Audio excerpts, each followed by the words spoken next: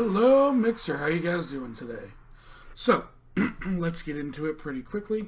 We are running at 5 o'clock, so instead of 4. Some things that happened for me. So, we'll get into it. We are going pack day today. Basically, we'll be playing from now until just about 3 or 4 o'clock this morning, with some breaks in between, but it's going to be a long day. That being said, you can hit the retweet button, and at 10, everyone gets advantage. At 20, everyone gets an extra 20. You can donate to, there's a chart down below to support the stream and the Roll20. Let's get right into it with the players. And hello, players. Hello, Sev. Well, howdy there. Hi there. Hello. You guys are all inside the Burning Phoenix Guild Hall. As the camera starts to pan, the door opens as a random adventure enters in, and it starts to go all the way up to the A ranks. The lush lounge with even with cushions and stuff. As we see Pyrrha standing up on a chair, looking at the party, holding a bounty. What does she say? Look at this. Look at this. This is an adventure. And we get to go and try to find a saint, and it involves a temple, and we get to try to see how these people are broke and how we can end up helping them have money and find out why they're so bad at budgeting. We should probably get Michael involved. Mirth, takes and reads it. I don't think that's what the mission is. I think it's to convince a saint from bankrupting a city. Well, we should probably look into that too, but Michael could probably teach her how to do numbers, because obviously she's really bad at that. I see. Hands it over. Oh. No. I'm not sure about Michael's feelings with this particular. I mean, might Oh. not be. Look, But you can actually see it.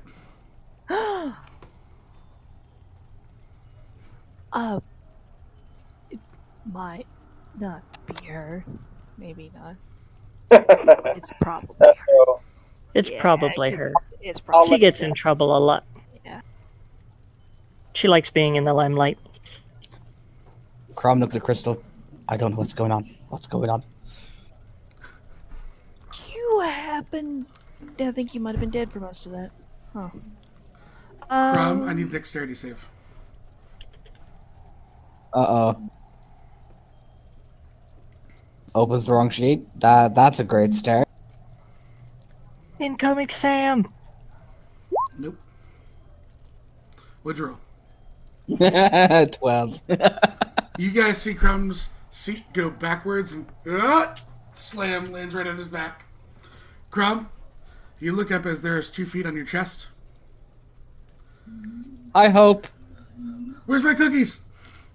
Holds up a basket of cookies. Thank you, Crumb, and walks away. Waves, gives Crystal a hug, Pyrrha a hug, Mirth a hug, and gives throws an acorn at Elliot, like he taught her. Excellent.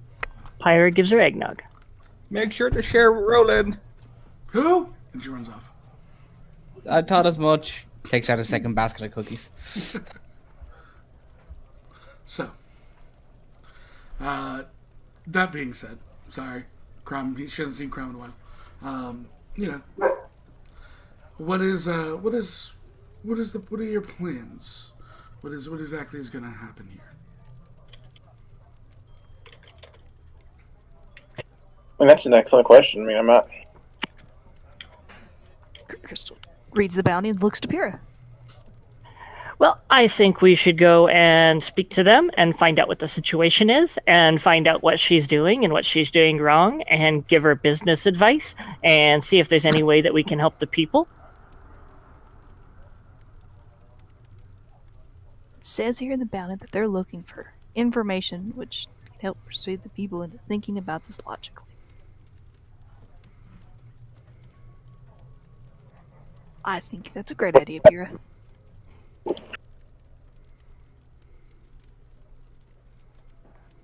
Looks to Mirth. Yes. I said whatever that means. Thinking about things logically is when you put things in order. Crystal's really good at putting things in order. Yes, that's what putting it logically means. But what does it mean in this sense? What does he mean when he says put it logically? What is logically? Do the opposite of what he does and point at Elliot. They're a poor city. I'm sorry, that was good. Crom- Continue. Agree with you. They're a poor city. From reading it seems like she wants to make something, assuming it's her or someone else, this different saint, Avilmater, wants to make something that would rival a grand temple. Which would be expensive, and they can't afford it. Yeah. But And this apparently, Mhm. people are buying this, and so they want. This guy wants us to convince him to tell her no. if we could find some way to perhaps redirect her efforts, that could be helpful.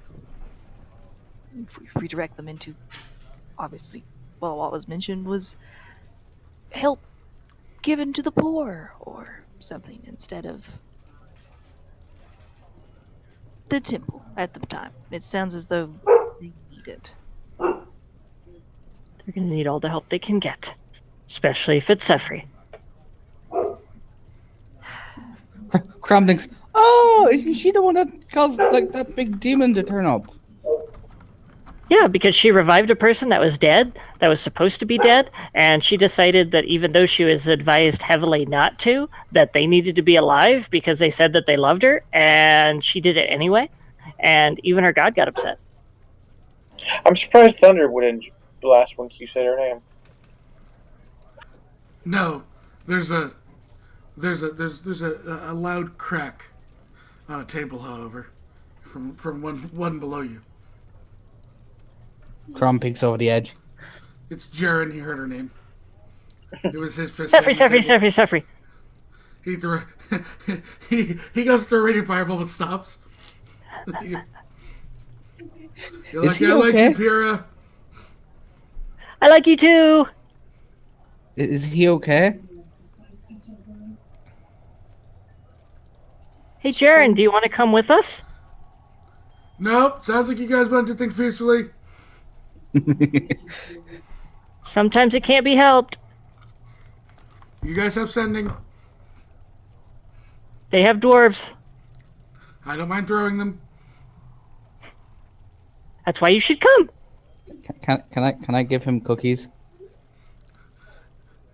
In an instant, the cookies are gone. He just has them. He used all his movement speed. Cheer up. So fast. Wow. I can only move that fast with Starshine. Starshine? She's my Pegasus. I want to meet her later. That'll be no trouble. Does anyone know anything about Hermagerd? Hermagerd. Heimergild is a city of dwarves. It's nestled in the mountains of Laika. It's very cold there. They sometimes have snow. It's a mining village and a smithing village.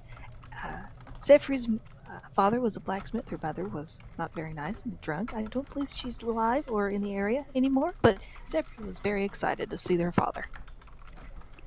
She'd had a sending from her before, and apparently she's been residing there ever since she left. So it's an above ground dwarf city. I don't know on that one. I assume so, if they had snow. From her descriptions, it seemed to be. Unless they had a big hole. See what now? There probably was a big hole, because after all, it involves Sefri, and she likes summoning demons and gods and everything else to do her bidding. Who is Sefri again? Do you remember back in Penrith when that demon prince ended up invading with the armies of the undead? Oh yeah, and then those two people, like those two bards, broke everything inside Karik's tavern and whatnot. Yeah, I remember that. Yep. That was the person that summoned the great evil demon prince. Sweet, I don't know her. You lucked out. Somewhere right now, there's a Kark carefully holding on to all his cutlery and stuff like, no, not again. Somewhere in the north of Azora, the camera pans in to a man sitting at a desk, and the tips of his ears are red, as he's been mentioned multiple times. That man is Raph. That city is Braden. Raph sneezes, looks confused, gets slightly worried. Here's bless you, gets even more worried. Yeah, he does actually. The paladin is a little bit worried. So, what is next in your guys' plans? Do we know if there's a teleportation circuit? That was going to be the next stop, to go speak to Gavin. Maybe he has more up-to-date information. I've never been there, but I know what Sefri told me about what it was like before. But that was 5 years ago. Yes. I'm A built little while ago. far north in my travels, so this will be experience for all of us. Okay, so you guys exit the Burning Phoenix as you head towards the teleportation circle, making your way inside to. I know. The answer is probably no, but she would ask Jaren if he wanted to relay any information if we do see her. We might not, but No, okay. she might try and get me killed again. That's all he said. Lynx. Wait, hang on. I think Missy's mentioned this person. Don't tell Misty. Does she Are know? you sure? If you don't want to get stabbed, don't tell Misty. Does she know if the bounty's up? Squints towards the office. Checks to see if we're being watched. No. Roland's most likely in the office. Misty's most likely in the apartment. With Hope eating cookies now.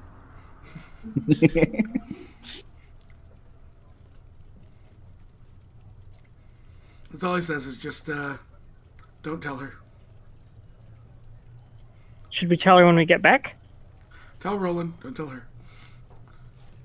Nuts. Roland's much better at evading. That's all he says. Pyrrha calls out of nowhere, Roland, we're getting ready to head out! Covers. Gets this urge to cover Pyrrha's mouth and There's a message. Good luck. He just Thank cast you, message on we're gonna need it. I was gonna say Elliot's instinctual survival skills say to run out. As they start running out, there's another message cast here. Hey, Bogo's looking for his wife. Do you see my sister? Yes, she's coming with us. She's gonna make sure that Wait, we ask what? all the right questions. There's just a wait what as Pyrrha runs out. Bye, I'll keep her safe. Lots of hugs. It's it starts sliding. Bogo! She's going on an adventure! So all you hear as you run out here, catching up to everyone else. Crumb looks up, looks towards the door, looks up, looks towards the door. Figures he should run towards the door. Pyrrha grabs hold of the back of Crystal's shirt and ends up hoisting her up on Starshine, who's waiting at the door because Pyrrha always makes fast exits. Oh my god, here, where are we going now? Oh, hey, there's a Pegasus. What happened? Teleportation circle, we gotta go. Oh, okay. Screw the Pegasus. Let's go, Bubba Bear. I'm just running. Crom has Keen. So, you guys enter the teleportation circle running, and Gavin just looks at all of you. In a hurry? Hi, we're headed to Harmongeld Leica. Okay. Can you hear yet? I think we're about to die. I don't want to die. There might be a boggle coming. Crom looks over at Eddie. I think if we go there, there's the off chance we might die. If we come back, there's an off chance we might die. It's very much a lose-lose situation. Why are we going to die? There's a Roland. boggle chasing us. There's a Roland that's calling for a boggle. We should go. What? Why? Just guides everyone onto the teleportation circle. We'll Well, figure it out. I may or may not be kidnapping a cleric of Ogma. It's okay though. You're kidnapping a Claire Vog, but why? Who is she? Or he? Why? Where are they? They're on a Pegasus. They're perfectly safe. Hey, Crystal, do you want cookies? Wait a minute. I just down like Offers cookies to Crystal to try to distract her. Oh, thank you, Chrome. Did you make them yourself? I would Why? assume. I would assume you guys hear a Bogglesaurus in the distance. Being ridden by Roland. Crystal! Gaven, we had- really need to go. We had an agreement! Gaven I'm not looks... going on an adventure. Well, you might sort of be. Gaven, how long is this gonna take? What? He just listen. I have way too many breakable things, and he just casts teleport on you. What? Beer? Wait. The arcane light wields up, and a popping sound. The last thing you hear is, "Wait, Pyrrha, what?" As the door swings open, you see Bogglesaurus's head. Roland slides down. What the... Oh, we're having words, Gaben. And you guys all appear in a snowdrift. I kind of have to wonder, is Gavin the hardest person to catch in the world if he starts to run? Probably Roland, to be honest with you. No, I mean, Really if he quick, starts to and teleport, he'd be invisible. but if he starts teleporting places, One way to find out. But that's not going to be today. At least for the moment, we have a crystal that is safe because she is on a Pegasus, which is a large creature. So, what? Why didn't you tell me we're going on an adventure? Well, yesterday was kind of an adventure too. You're holding the bounty still, Crystal. Oh yeah. She's like, "Why didn't you tell me you're going to be?" As she swings the bounty around. Swinging it at Pyra, and Pyra's like, well, I actually before we all this, I have a legitimate question. Are y'all all right? Murph says that he's standing in his boots of the Netherlands. He's fine. He's looking at y'all.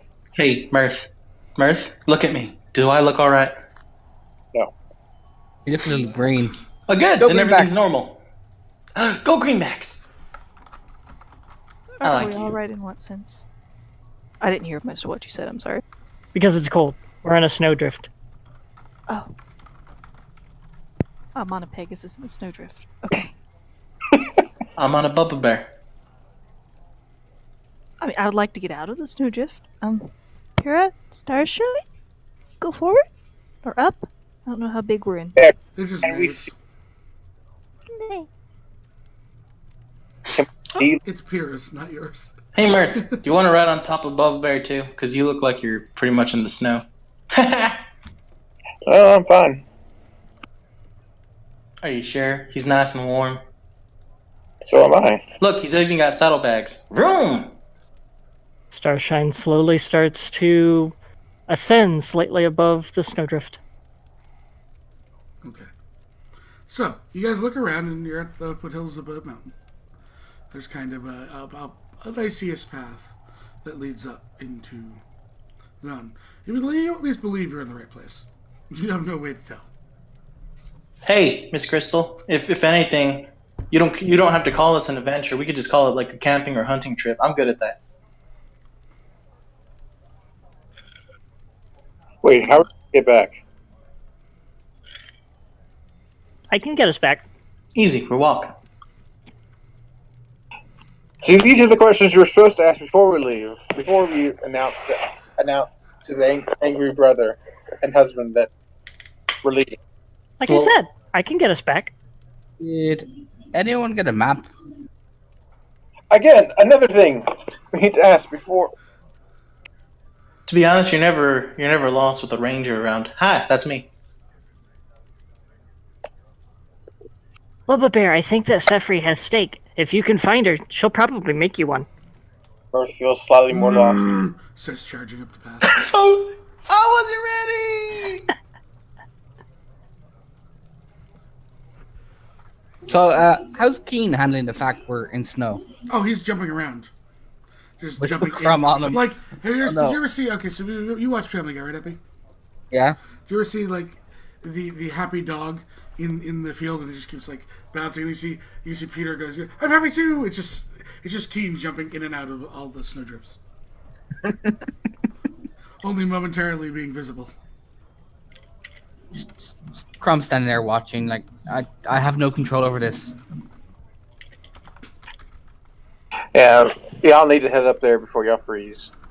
Griff says as he pulls out his boomer flying and takes off after Crystal.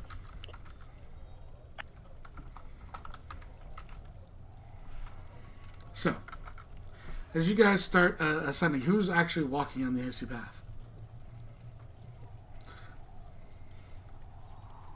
Is this any of my favorite terrains? Being forest, mountain. Okay, good. Then I can. Well, I'm pretty much gone. Oh no, I think. and you're a ranger, right? Yeah, I'm a ranger. And that gives you don't have to worry about difficult terrain, right? Nope. Yeah. As long as I'm with the party. Well, there goes that part of the one shot. Bye, guys. Shakes fist at the ranger. Waves. Crumb also does it too.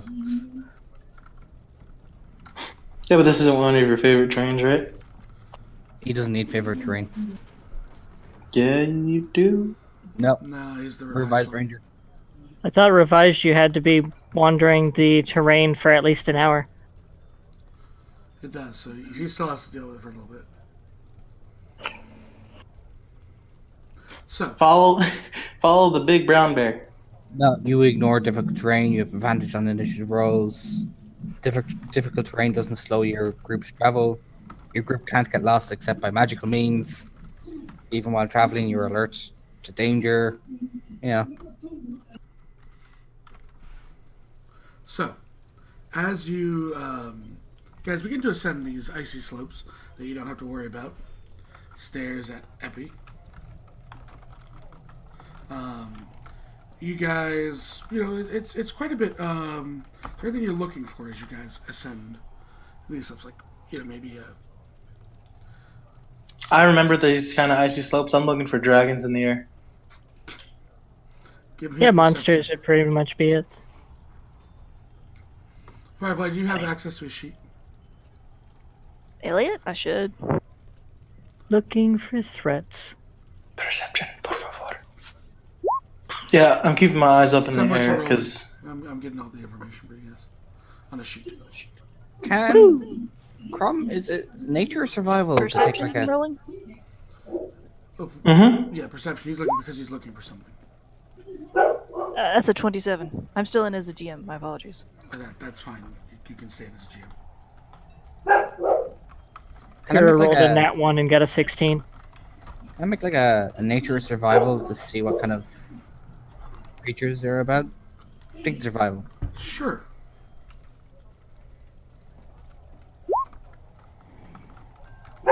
$31. There's but what you would normally expect. There is some, we'll say,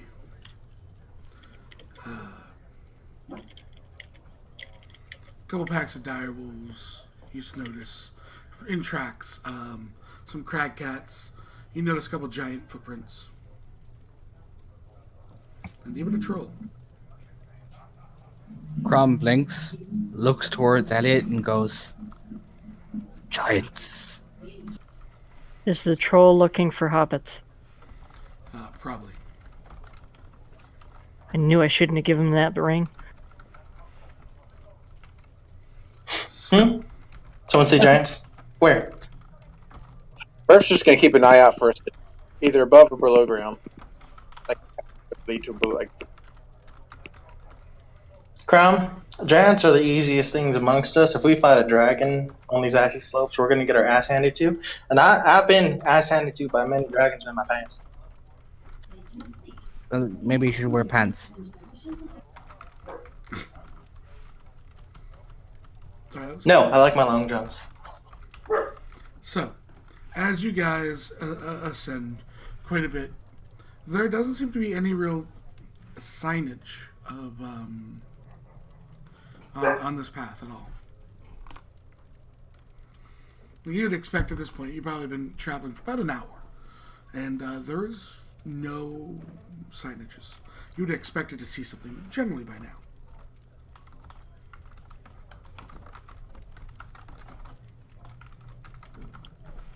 I think the general rule is not to make loud noises in mountains covered in snow because bad things happen. Isn't that right, Elliot? Oh yeah, if you yell and scream and shout like that, you're gonna fall down, or worse, the mountain falls on you. Yeah, I probably wouldn't do very good in a wrestling match against a mountain. I don't know. You did pretty good against the Treant. And an ancient dragon. I did. He kept trying to get away, so I hit him with my hammer and he stopped. Thank you for that.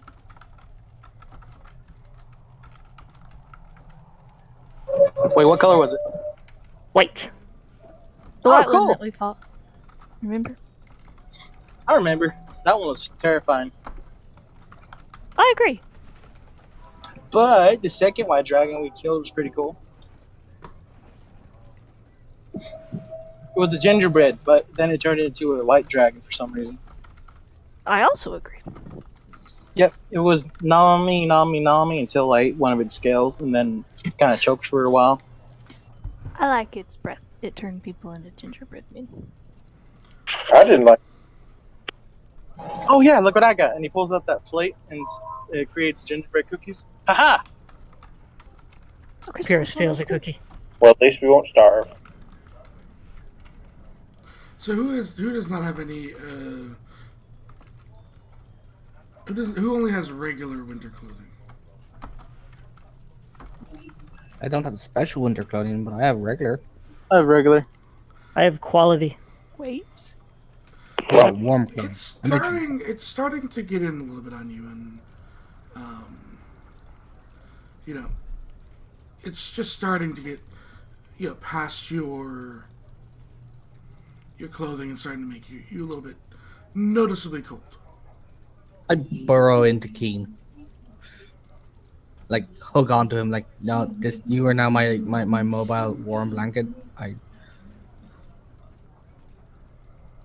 Okay. How's Boba Fett doing? Is he cold or is he warm? He's pretty good. He doesn't seem to be suffering any negative effects. Sweet! I don't have to put my cloak over him. So, you guys travel for about another 15 minutes before you come towards basically a ravine.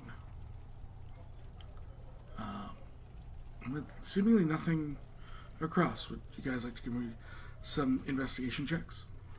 Sure. I would love Hmm. You need me to roll for you, don't you, Elliot? 25. Please and thank you.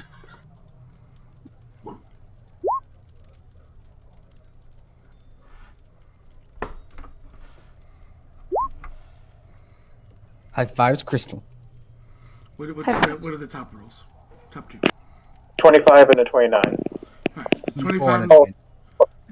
Still, that's good enough. But they're both not 20s. Okay, that doesn't matter because they're skills.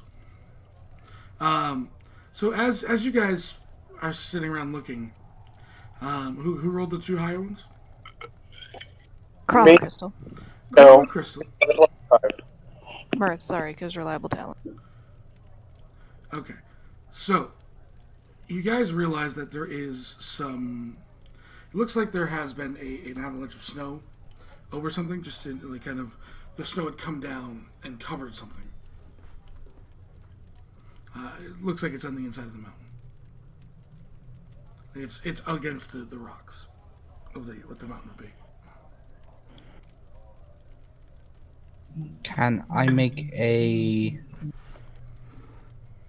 Can I look for tracks coming from it or going to it? Can I think? Doesn't seem like there's been any since this, other than your own Okay. tracks. It's a fresh thing of snow. Relatively. Crystal will point that out to the others. How deep is it? You're not Wait, sure yet. it's definitely a what? covered- It's covered something. It's basically like a miniature avalanche, like it's a snow pelt. It warmed up enough where the snow came off where it was higher on the mountain and cascaded down. Pyrrha reaches into her bag of holding, pulls out a shovel, and gets to digging. So, As you start digging, Pyrrha, you realize it's a little bit heavy. Not anything that's going to dissuade Pyrrha. It's probably about like 2 feet thick, and then you're finding like nothing behind it. Just more snow. No, there's nothing behind the snow. Like, it's an empty void. Is it a tunnel? That would be a good theory. So I have a question. We're going to a place where what type of people are here? Dwarfs. If I was a dwarf and it's cold out all the time, I would rather go underground. And the snow would actually block the opening to keep more of the cold air out. Can I make a perception check to see if there's any signs? Sure. So much roll. 22? 31 with advantage. There is no visible signs. Given the fact that this area had cascaded down, you could have missed them on the way up. They could have just been buried in snow. You would get that in the winter months. It's probably not super safe to travel up and down the mountain due to avalanches and stuff like that. So the reason that they're buried in it might just be that they haven't had to send a trader out or something.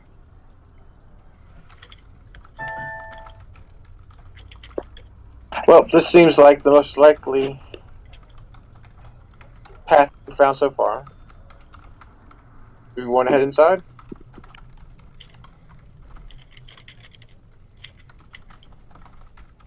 She looks to Pyrrha. I suppose we could take a look inside, see what all's going on, make sure that there's nobody hurt inside. If nothing else, I'll give you all a chance to warm yourselves. I would announce your presence You're gonna announce just the in case presence? just in case there's no, bears or whatnot. Right, Bob Bear? Oh, we cleared out the entrance. How loud do you yell? Birth face palms. Pretty loud. Not very loud. You see, Crystal's like, "Hello, we cleared out the entrance," and then snow comes down and covers her. There's a crystal snowman. Starshine starts pushing up. Okay. Gets keen to help unbury her. Yeah. So. It's almost like Starshine is used to the fact of people, especially Pyra, getting stuck in different situations on and involving Starshine. It's like an aggravated. So, you guys, there's no response, but you do see torches lit.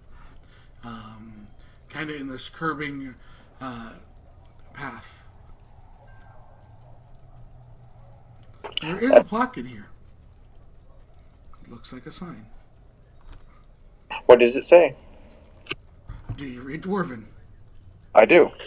I do. It says Harmondale Mountain Path that way, and then it says, it would say I can't remember what the I can look if you give me a second. It would say, I'll give it to you later in a second. It would say whatever the arrow pointing where you came from would be the plains. I'll get you the plains name in a second here, Jen. All right, It basically is directions. Harmond's path is that way, pointing into the tunnel, and we came from the plains.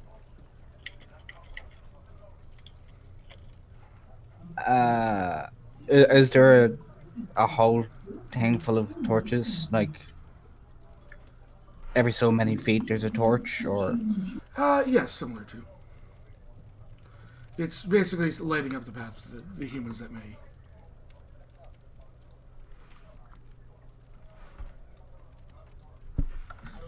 All right, Merciful, head inside and put the broom away. Okay. So as you guys do, make your way there. There is, you travel it. Any of you looking out for anything, or? I'm look out for little markings to see if there's like minor marks. Crom is going to keep an eye out around the place because he saw that there were trolls and that kind of thing around, and he'd rather not get stuck in a tunnel between two trolls. And Elliot. And Elliot. So, Keep an eye out for anything. give me General- perception checks.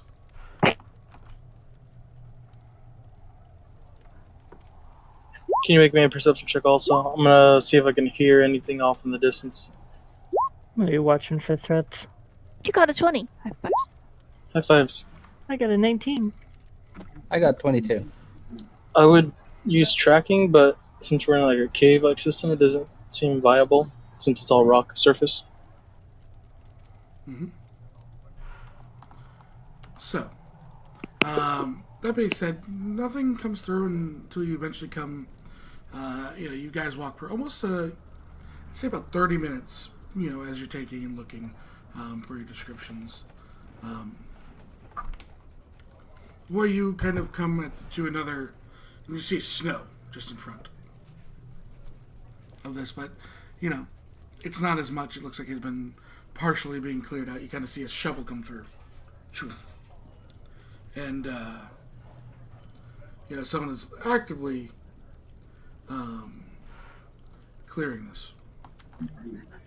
I looked at everyone and hold up a finger to my lips and cast Pacificate without tricks on the group and gesture for us to stay still and watch as this person clears it.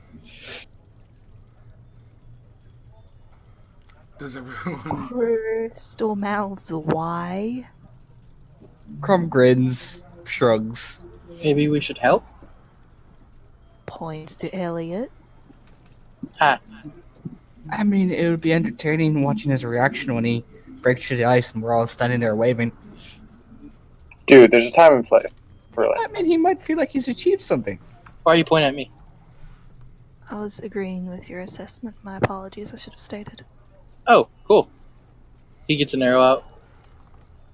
Plus, if there's giants here, oh, I'm gonna kill some. The shovel does not look like it is wieldable by giants. Much too small. Darn it. Crumb size, figuring that no one's gonna go for the whole hiding thing. So, how thick is the snow? It's only like a foot and a half. Pyrrha starts digging. So can you push Ah! through it? You hear on the other side. Hi! As the shovel comes the other way out from here. Does he put a shovel in as the shovel comes the other way out? You start. Who's there? My name's Pyrantia Delacourt. I am a paladin and cleric You of speak Torm. No. He said it in Dwarvish. My bad. That was my mistake. Well, sorry. I jump off of Bubba Bear and walk over towards Pyrrha. When she's the one that's making the hole, right? Yep. Pyrrha was digging.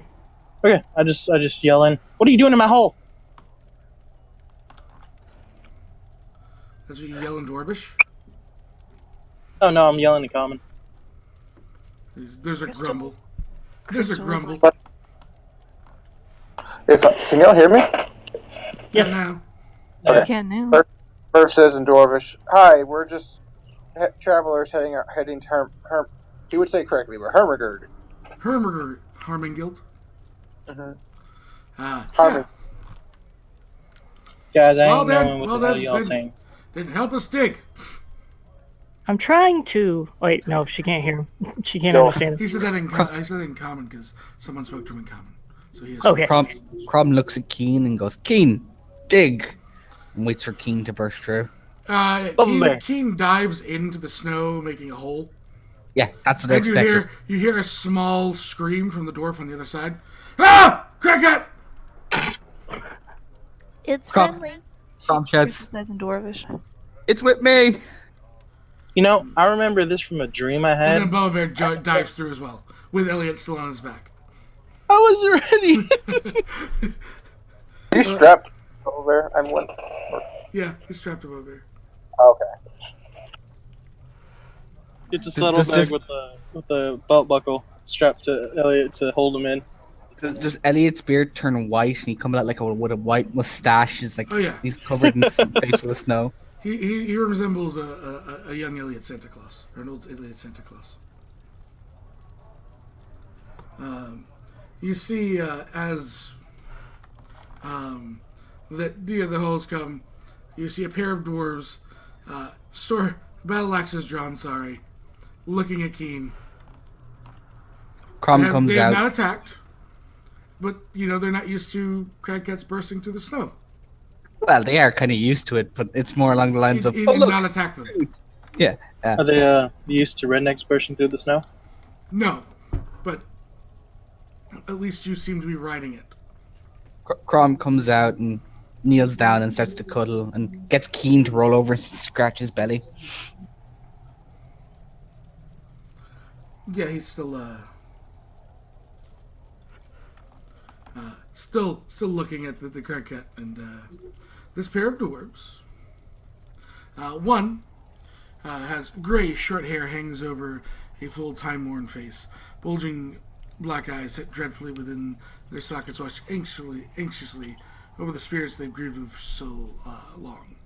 The other one has brown short hair, hangs over a fresh warm face, big round brown eyes set handsomely within their sockets. Watch discreetly over the families they've come to love for so long.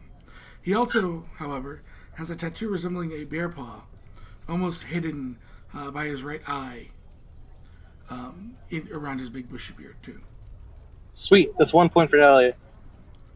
I have to ask, is that a mercenary symbol? Can I make a history check? You can make a history check. Crystal, here, it's clear. Hey guys, this guy looks like Terry, the one with the short brown hair, and this other fella looks like Willie Nelson. I really missed him. I can't summon them 22, for Seth? like another couple days. What did you get? 22?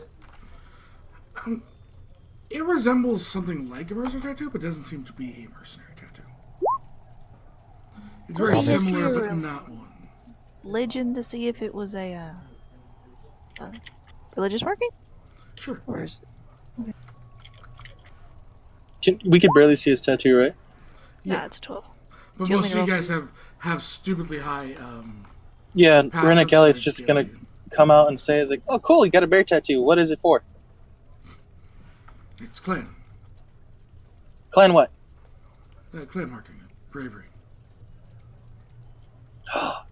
See, I got this scar right here, and he points to his left cheek. This is from like a long time ago. Acorn fighting. Yeah, he blinks and looks at what?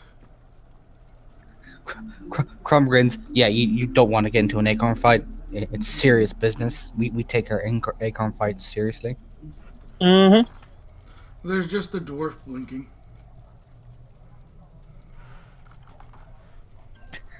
Hey, he's like Michael. Shh. If you don't say his name, he won't hear you. Wait, Michael can hear me from here? I don't know. I think so. The one with gray hair looks towards all of you and what brings you to Harmonguild in winter? Pyrrha points over towards the bounty that's still being clutched in Crystal's hand. We're from the Burning Phoenix. We came to assist with the situation. No, I didn't. Oh my god, I'm on a bounty. No, oh, No, you're not on a bounty. We're on a camping trip in the snow. Crom holds up another picnic basket. We're on a picnic. Most of these bounties end up becoming picnics. Elliot looks to Crystal and he just does a overly exaggerated wink. Rat, we're in a picnic or camping trip because I don't want to get killed by your brother or husband. Ditto. Wink, wink. And he says that out loud. This is where Roland appears out of the snow with like two snow axes. So there's more blinking as they are thoroughly confused with what is going on. these people here are from the Burning Phoenix Guild. They're here to, as petitioned by someone to the guild, Duran Lefford. had requested that they complete this bounty. Something to do with your saint. who is trying to spend an absorbent amount of money on a temple instead of the poor and the housing where it needed to be. Maybe they might know us by our overly exaggerated titles. He looks and says, "Well, town's that way. You gotta see it in the distance. Mind you that the slopes, the pathways are still slippery, and you don't want to fall in between the mounds."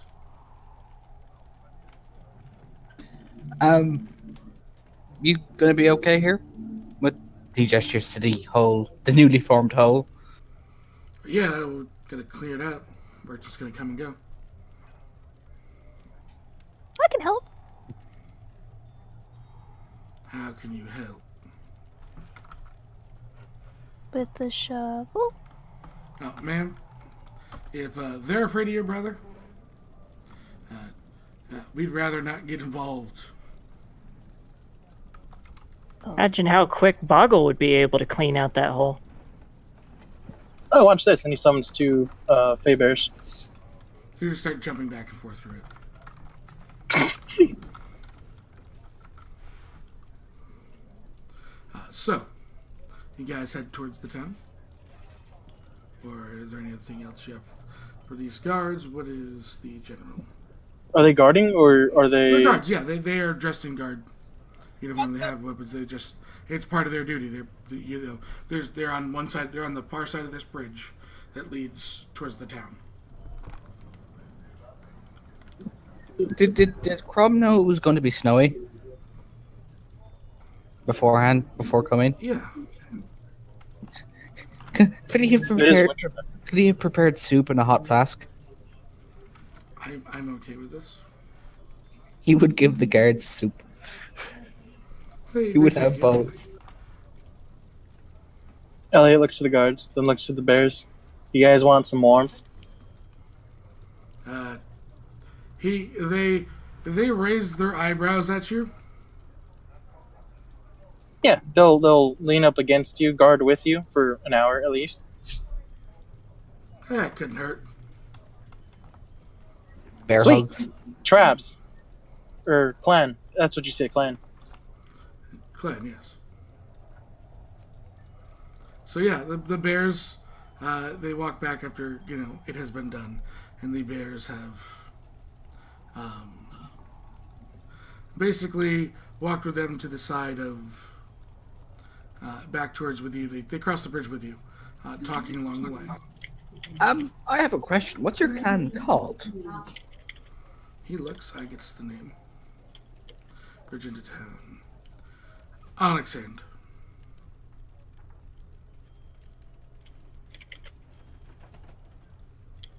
See that one more time? Onyx Hand. He extends his hand to Crom. Crom shakes it. He says, I'm giving you the name right now. Just doing all the stuff so I have it all. Maldrus Onyx Hand. And you?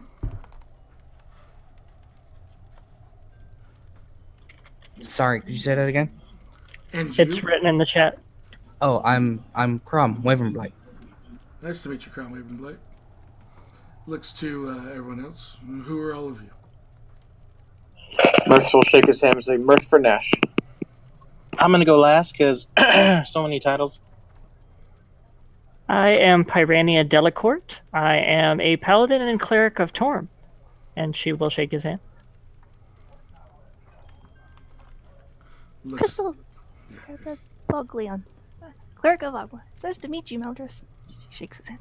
Nice to meet you as well. We don't get too many clerics of other religions around here. Hi, my name is Elliot Windrunner. This here's my friend Bubble Bear. He pats his black bear on the back. I'm a hunter of the GBHO, otherwise known as the Greenbacks Hunting Organization. Go Greenbacks! I'm also part of the Golden Hut up in Penrith. I'm also part of the Amartha Nos Burning Phoenix Guild, and I'm also known as the Great General Dictator, but I like to add Dictator at the end because of the Azor War. Hap hap. He gives you a high five and then says something in Dwarvish to those who speak it. Does he always ramble on this way? Yes. Yes. He nods. My apologies. Sweet. I don't know what the hell you said, but Only that was good a quick. things. Only good things. I was saying they're so lucky to have such a good and trusty companion with a I number know. of titles. Thank you, Rat Bubba Bear. That was all you. The other dwarf looks towards you. And he says, I'm Thorm Swordsmith. Thordam Swordsmith. Don't worry, already getting it. That's why I have the document.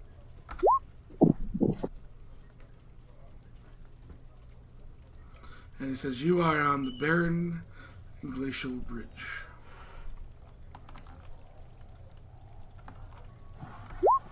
It is glacial, right? Torm, as in the Torm, looks towards Pyrrha. No, Thordam. Torm? Thordram. Oh, okay. No, Fira was talking about Torm. I think No, he no. was asking about that for a deity. No, he's asking if his name was Torm. He thought his name was Torm. Oh, Thordram. Okay. I was trying You to just heard double it check what Epi was talking about. Got very worried. Yeah, I'm Torm. Just a guard. Just like, wait a minute. I'm bored. Could guard some things. He's on holiday. Yeah. It's a really odd holiday instead of a glacial snow area. I believe it. He, they walk across the bridge too as you get into this town. There's a number of kind of things that are going to pique your interest from where you can see. It's pretty much laid out almost like a one long street. You can see that there's residences deeper into the mountains that are carved. But it seems like the outer part is more of the markets, the taverns, etc. But there are side streets that kind of lead in like these similar caved out portions of mountain. Here are the list, and I'm just going to tell you and the list. I'm not going to copy all of the names. So have your writing hands ready. There is the Gypsy Cart Pub, which is they inform you is the inn. There is the Clever Elk Outfitter, which they tell you is a armorer. There is Smelts of Roses, which is a blacksmith.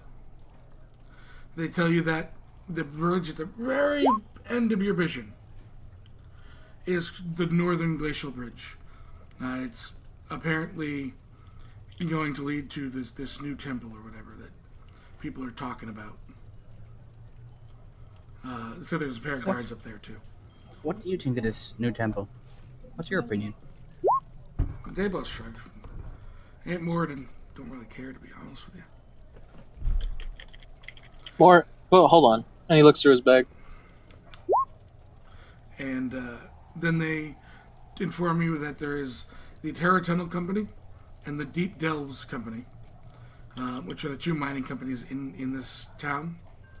They point to kind of this carved, and I'd say Elliot and Crom and Crystal get this easier, but the others, you get it quicker than the rest of you, because you all have extensive history, but those three being a little bit more attuned to this sort of thing, get it just before it gets on the tips of your tongue, Mirth and Pyrrha.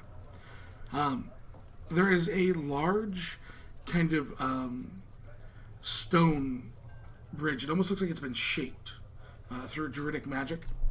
And they say that's the Silver Nugget Plaza. There's a beautiful fountain there. And it's kind of like the centerpiece of town, but it doesn't reek natural to you in terms of like it's always been there. It looks like it was fabricated through whether it be a Druidic or clerical magic. And then they also tell you that you see like a secondary kind of up by that northern bridge. There is a large stone structure, and they say that that's the new town council. They're known as the Cords of Sacrifice. Cords with a C, C-O-R-D-S. Huh. Like the god? No, it apparently relates to Ilmater and the cords that bound his hands. What happened to the old council? He fell out of power. What happened? The guards look and say, we don't know the exact details. They're not trying to hide anything from you. They just, as far as they're concerned, the town decided to change the way they did things. They What was still your get god paid. before? He said, "Oh, we're both followers of Morden." Is that for the rest of this place or no? It was.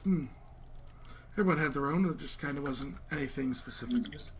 Out of curiosity, 'cause this is Crom would be curious to ask. As far as the temple is going, and I know it's taking up a whole bunch of gold.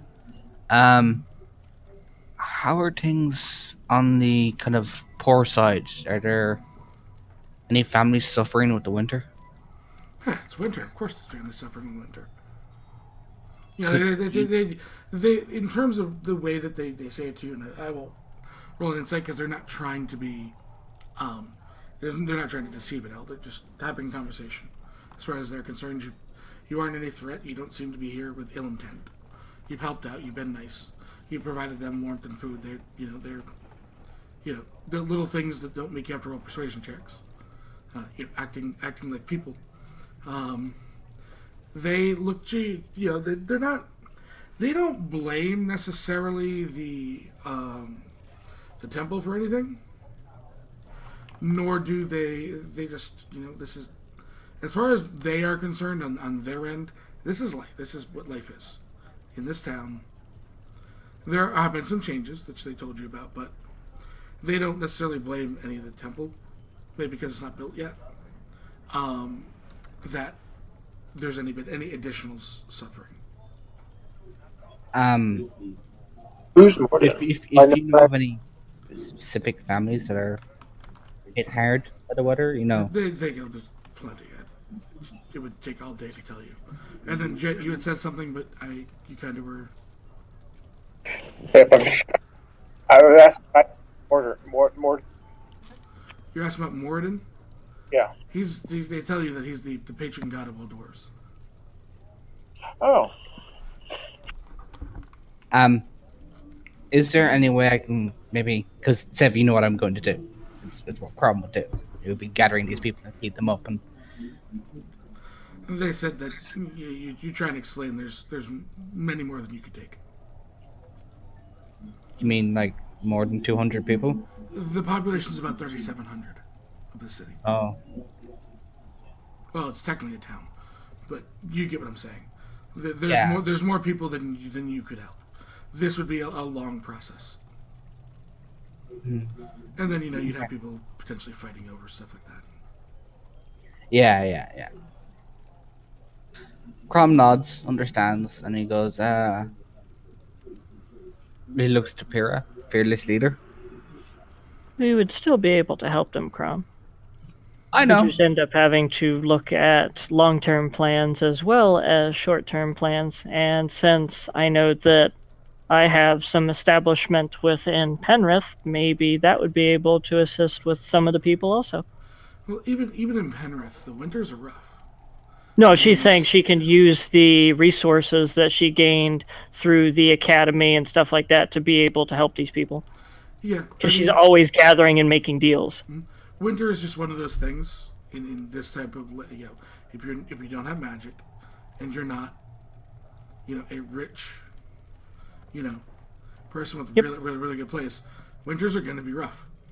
Yep. And Pyrrha knows that, she ended up finding dwarves that would be able to carve the statues for the temple that she ended up building. She ends up making deals with people that are capable of doing things to be able to help out the way that they do things. And since she has the academies, in her mind, she sees these are dwarves that have an establishment of smithing and mining.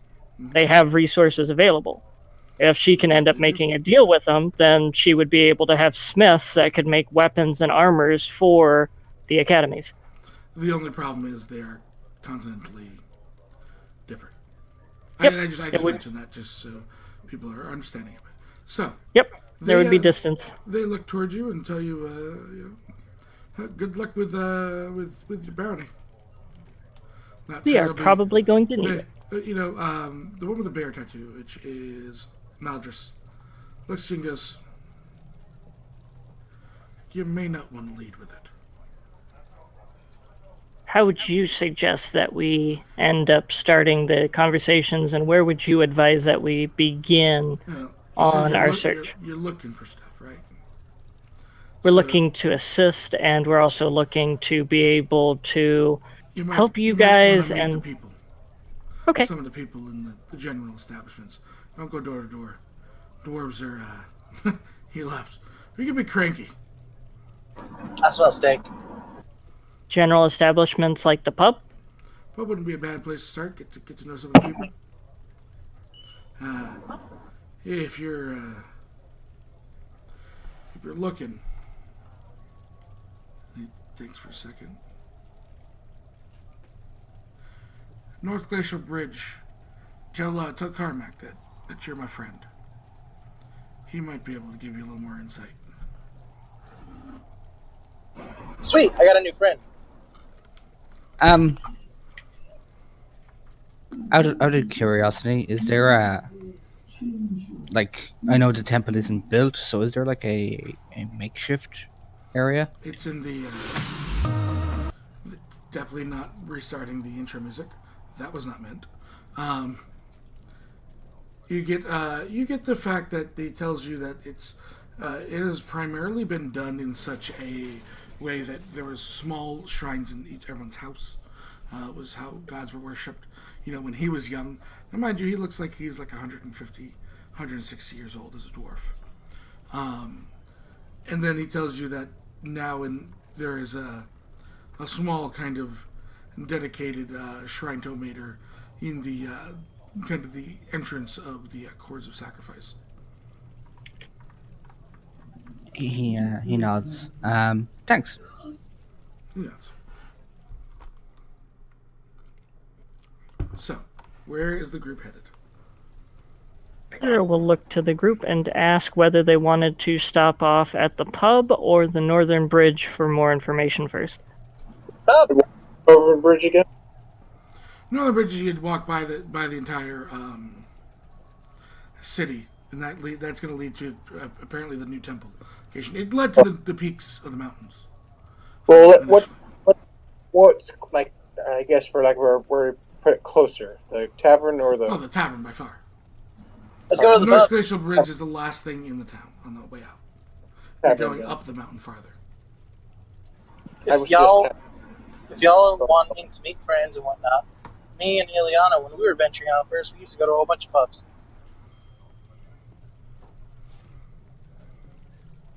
Pyrrha looks towards Crystal and Crom.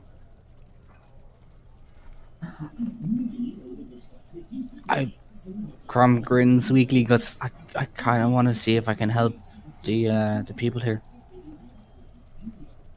Well, the guard did say to not go door to door with helping people, so I'll probably find someone who can help me get the word out. Maybe see if I can get some supplies for some. He grins, a really, really big pot of stew. Well, you would assume that would be the tavern. Tavern as well as the outfitter. outfitter's Crystal? armor. Armor. Smelts the and roses tavern will was be- the smithy. No, I'm looking for There basically doesn't seem to be basic a general supplies. store. Oh, You get that it's probably done through like stalls and stuff. yeah. Then I'll head up to the tavern first. Pyrrha looks to Crystal. I'm not here. Here you are. Yeah, would you like to camp in the pub? Wink, wink. Sure. Sweet. Then to the pub first. I begin to unstrap my belt from Bubble Bear. There's all the lists of the names. It's okay.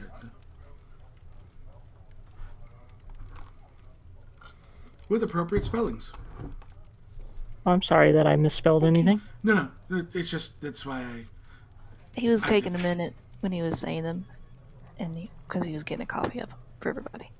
Yeah, I was. Epi and I were typing them out too. Yeah. Yeah. This way you just have it all. Yep. Yeah, Makes sense. for your notes.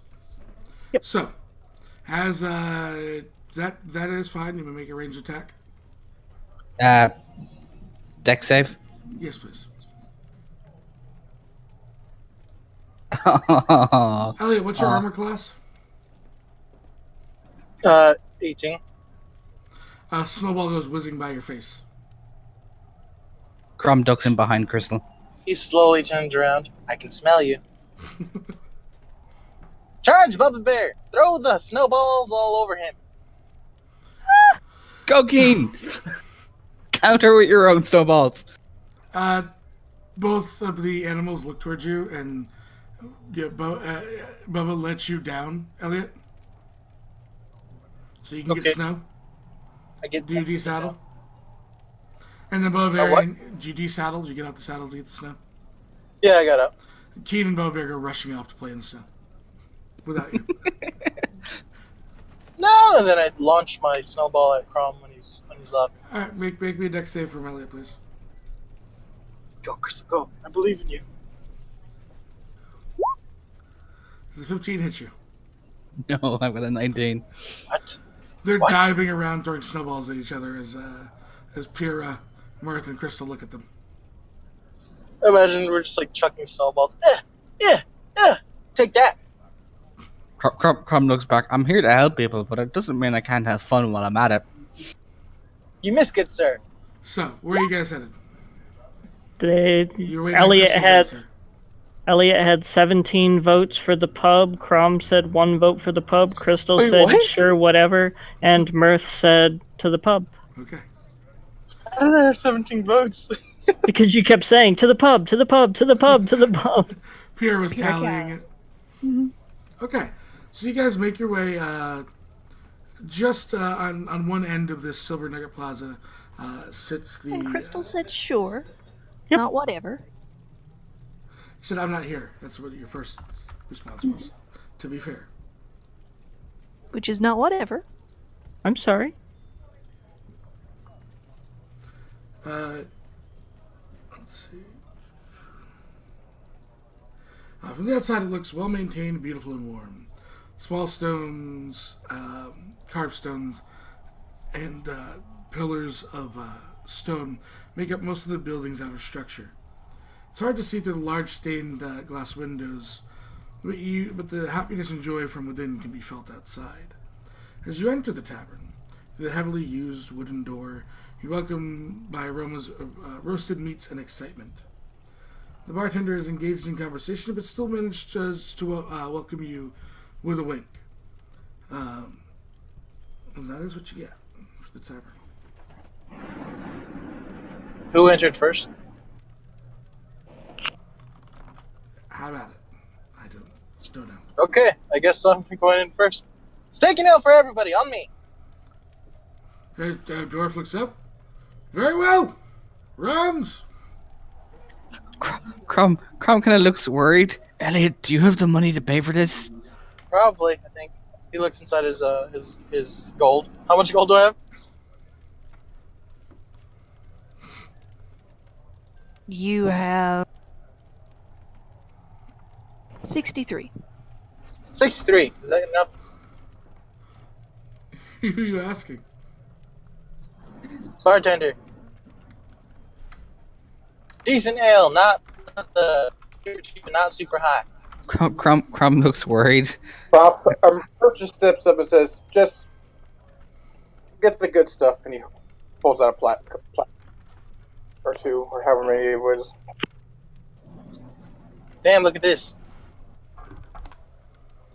The rounds are still being poured and stuff. So, as you guys, are now inside. It's as engaging inside as it is on the outside. Several walls support the upper floors, and the lanterns attach them. The walls are swarming with art, and some of what undoubtedly must be famous people and other, happy customers. There's kind of, it looks like an artist that drawn some pictures of individuals from the town, maybe its history. The tavern itself is packed. Locals seem to be the primary clientele here, which often means great company. Several long tables are occupied by what seems to be one large group of people. The other smaller tables are occupied by people who seem to be close with the owner, though happily welcome others amongst their midst. Even most of the stools of the bar are occupied, though nobody seems to mind more company. Yeah. Uh, Elliot's gone. He's walking around with his own ale in hand. He's like, "Hi, my name's Elliot," and he's like introducing himself to everybody. Sev, Everyone roll me a history check, please. I was gonna say, do I see a painting with anyone that I know?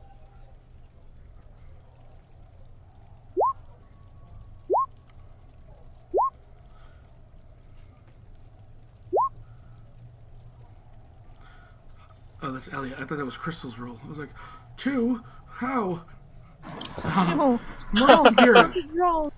you seem to remember rumors that this tavern is supposedly famous for something, but you can't remember what for.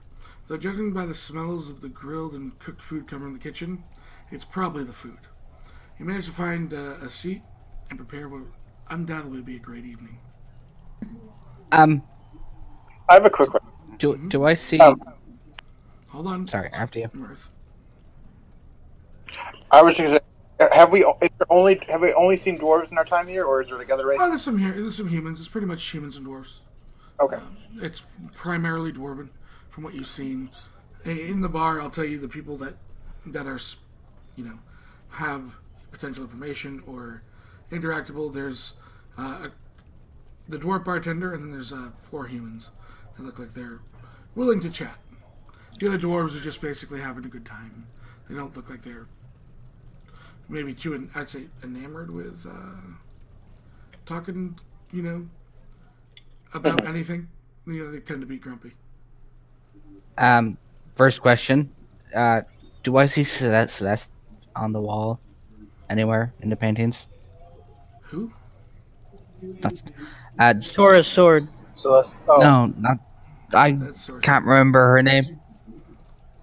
Sefri. Ilmater? Sefri. Oh, No. so Sefri. That's it. Because you said people from history and the.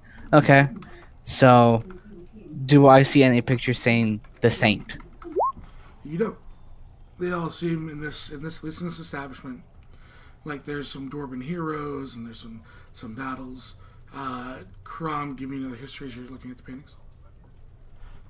do some of these dwarves have scars? Oh yeah. Oh yeah, Elliot's gonna go up to them and ask them how they got those scars, and then he's gonna explain his scars. Drinking, fighting, being dwarfs. Huh. This one was acorns. Crom, you recognize one of them doesn't have a title on it, but you remember hearing the description and it fits pretty well. One seems to be kind of in memory of the late king of Thorlador prior to the attack. There's some imagery from the dwarves and that mountain. Is there like a trash? Is there like a trash can with Ember's picture in it? No. That they don't. To them, that's Tholador's problem. But the dwarves did. Yeah. So, the bard starts to play a little bit and change the. What's everyone else doing? Crystal was, I guess, going up and talking with people, asking how their day is. So what would we going to start with the bartender as a group, Yeah, Sure. just to keep us all in one general area? How about that? That will work as well. Make it a little bit easier for me. Scatter. So, you guys, all eventually make your way as you look through. And then, Crystal, you've said hi to a bunch of people on the way here, as has Pyrrha. Everyone giving you a nod, at least saying hello back to you.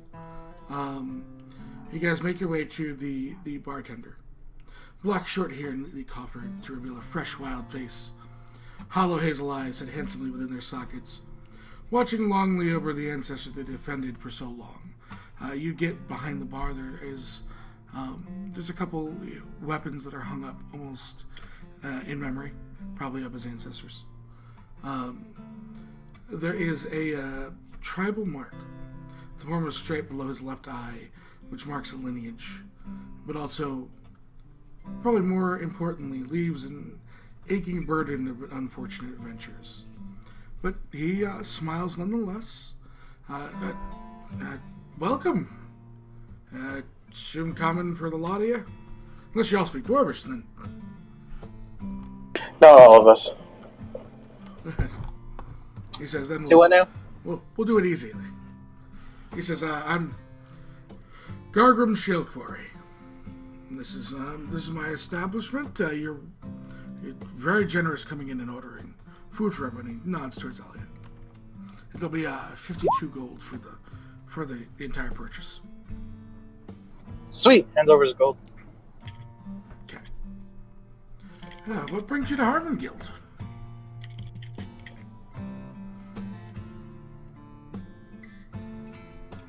We had come forward due to a request made to the Burning Phoenix Guild to look into a situation involving your saint. A request of a guild? Do you mind? If you have a copy? First I'm hearing about it. And generally, I'm pretty well informed. He Para smiles. looks towards Crystal. Crystal hands him over a copy. He looks over. We're on a. That boy's gonna get himself in trouble. Rolls it up and hands it back to you. Seems, is there something wrong? He's not exactly I'm trying to think. Is that a dwarf? He's not wise. No, he's a human. Not a wise boy. Sometimes he has a romanticized look on the world. Oh, I understand what you're talking about. He's one of them fellers that thinks the world is all sunshines and daisies, and it's, Not black exactly. and white. He's it doesn't understand that not everyone shares his opinion. He Self-centered? no, not really. He's a good boy. He just happens to want things not to have to change.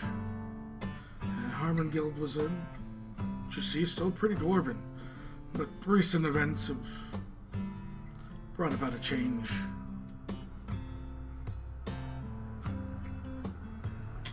And he wishes things not to change. His ancestors were here and were widely considered clan by many of the dwarven families. They'd fight with us, they'd dig with us. I can respect that. He's wanting to uphold tradition. Exactly.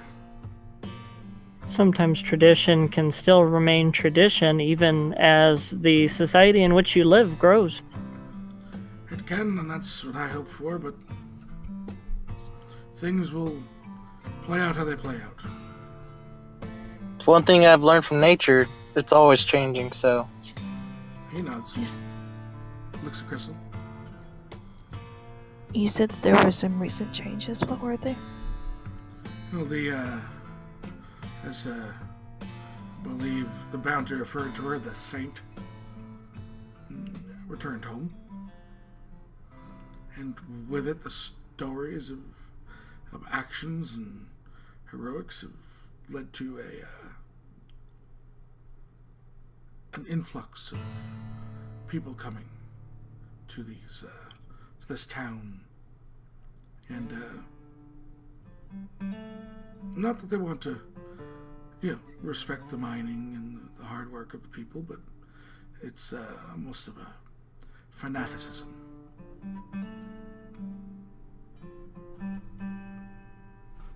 Fanaticism. Crystal, what's that mean? Zealotry. They're overly devoted to their god. Oh, cool. That's kind of weird. No, not weird. I don't take that seriously. Don't hurt me. No, the bartender just chuckles. He goes. No, I was looking at Crystal. Okay. Raises an eyebrow. Here, have an acorn.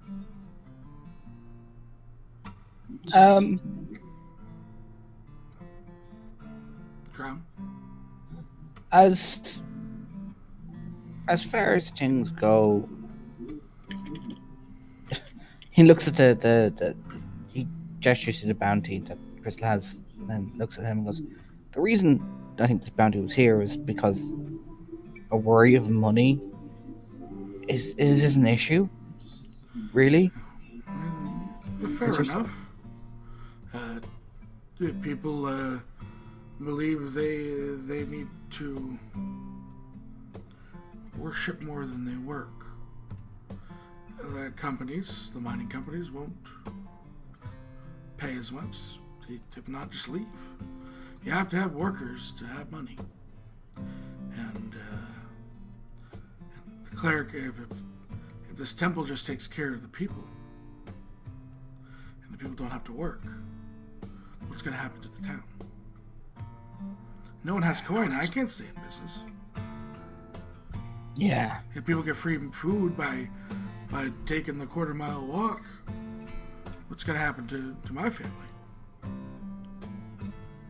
Merchants won't come. Outside of merchants trying to sell holy baubles and stuff like that. What's hunting like around here? It's beautiful in the springs. Plains are good, but the winters are pretty hard to navigate the slopes. Too dangerous. Saw a couple of cragcats and direwolf tracks when we were on our way in. Even a troll. Yeah, trolls are not a major issue. What about the giants? They generally stay from the city. But if you go wandering up to the peaks, they have a few strongholds in the mountain. So this religion and whatnot is, I guess, being poor in like terms. I think. How are they getting paid? I don't know. I am not privy to their financials. I mean, really, if they're getting donations from their flock, and the flock isn't working, which means they don't get money, means they don't get donations. He looks over to peer into Crystal. You both seem clerical to me. If that's the right assessment. Pyrrha nods. Crystal nuts. And when you summon your food, seen it done. Does it cost you anything? Bit of energy.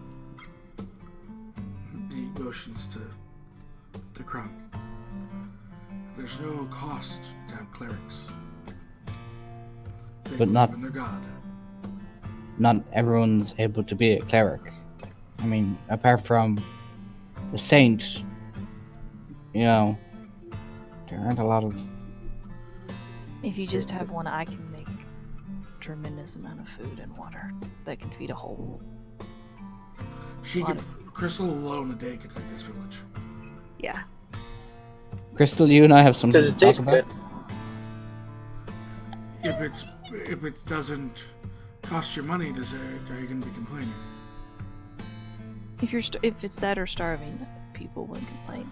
And if the rumors are true and she did complete great miracles, you think other clerics won't come for her guidance? Especially those of her faith. I'm not much of a holy man, if you can tell. And he kind of grins. Can, by any chance, you verify the saint's name? Sefri something? And it is the same one that we knew in Penrith. Told you. That's where she completed these great miracles. We were Yeah. there. We've seen some of the events that she caused. No. Can you tell us about her great miracles? She apparently cured a plague, brought back warriors, and had her god arrive multiple times. She also had That demon is... summons. He killed them. It looks... Elliot The raised eyebrow. Ah, I was there. I was killing these undead things. If you have a connection to your god, or so says, they would try and kill something so powerful. At least that's the tale that's been spun. But it looks towards, again, Crystal Empira. If people think you're a direct connection to your god, would they not believe? Belief is a powerful thing. They would. Yes.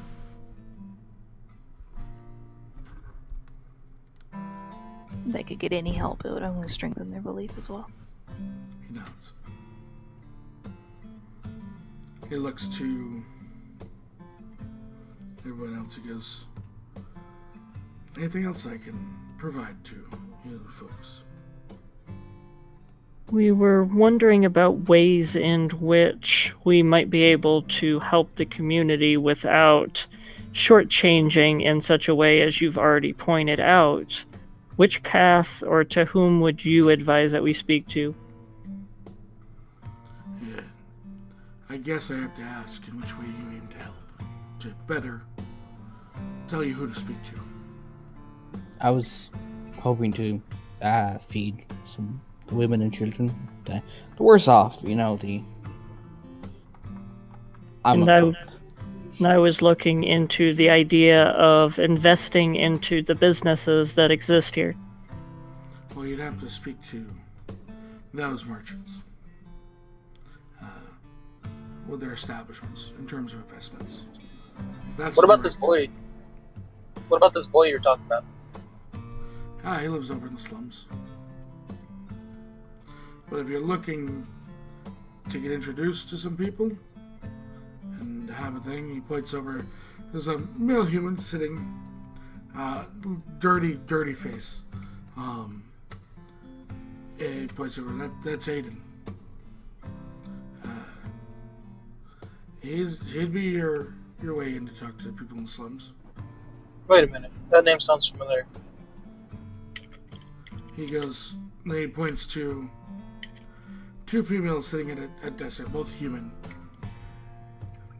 Don't tell them your purpose. That's Brella and Maria. They are what you would call devotees. This guy sounds very familiar. I can't pinpoint it though. That's labor.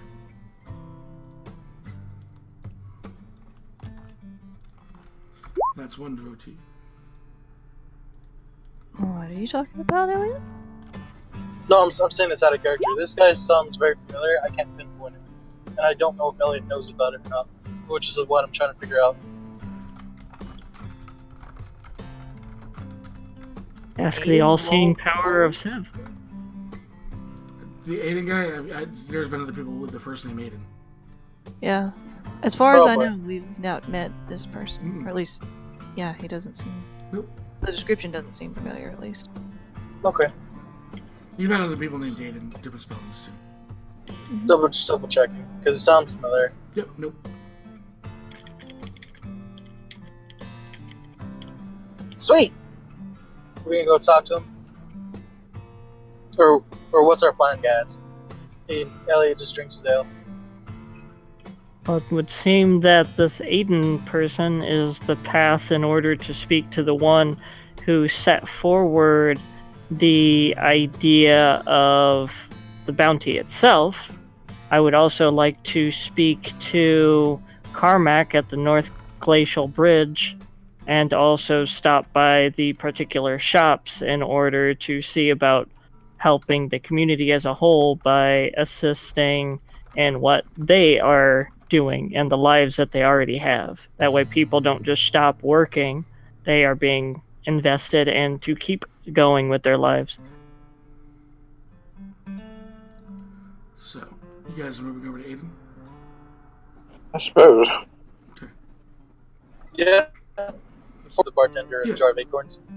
And just say, do you remember me back? I'm just saying. He laughs. Takes them. So as you're walking towards Aiden, you walk by another male human who seems to have coin in a book that is writing in it, but you make your way over to Aiden. His black shoulder-length hair gently hangs over a strong, worried face. Gentle green eyes that sunken within their sockets. Watch admiringly over the people they've worked to support for so long. And he kind of takes a cloth and wipes his face off and hands. Join me? Looking at the pie with you. And he tips his head towards you, Elliot, and says, thank you for the meal. No problemo. I think. Where's my steak? Hold on. You have one. You all get fed. Okay. Thank you. Crystal takes a seat. He says, I'm Aiden Lulliston. Crystal, Skybreath Buckleon, it's nice to meet you. It's a pleasure as well, Miss Buglio.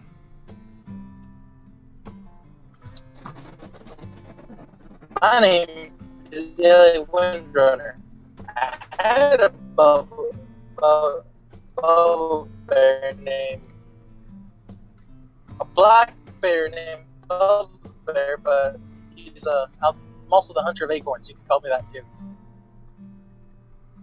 He nods. You got so quiet. Looks to the others as everyone introduces themselves. What can I help you with? Looks to Pyrrha. We had come down in order to speak to a member of the community who was said to be a local to the lower set area of the city, and we were told that you might be able to assist in introductions to the young man. Looks over. And who might this young man be? Durin Lefford? What has Durin got himself into now? Oh, it's no trouble. We're just looking into a situation that was of some concern to him. Want to make sure that if there's any trouble involved, that we can assist in any way that we can. He rubs his forehead a little bit. Durin's a good, kind-hearted soul. I hope he's not got himself into something he shouldn't have. He's not a laborer. He's a scribe. Oh, you should meet Fortunately- Miss Crystal here. Fortunately, there's not a huge deal. He refuses to write holy texts. And that is all that is being asked for now. He wishes to recount the history. And now he can't get work, and I hope he's not bitten off more than he can chew. Well, we might be able to assist with his inability to work and also with the situation that had originally brought us here. Grom will look over at the guy who was writing into the book with the glasses, and I'd like to inside him to see if he's listening in. Mm-hmm.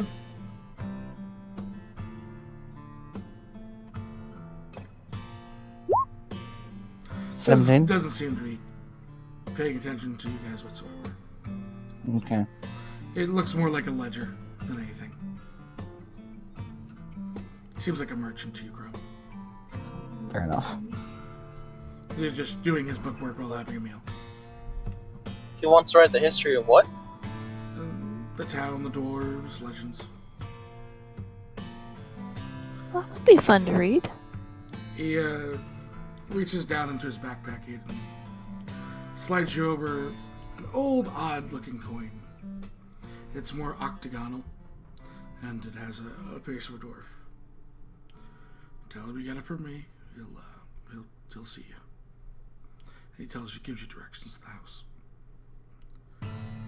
Thank you. He smiles. Insofar as the mines themselves, do you have a point of contact within the mining companies that we would be able to speak to? Because we may be able to assist in broadening operations. He chuckles. In terms of, you mean a boss? He smiles. Yes. Who's the head honcho? Benham Oakfist runs the Terror Tunnel Company. I'm getting you the names now. And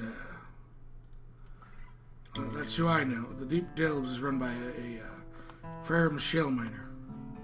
Both dwarven gentlemen. They have a bit of a rivalry between them when it comes to business. But generally they allow us to, if they don't have work or something's collapsed, we will work for either company. They generally are pretty good to their workers.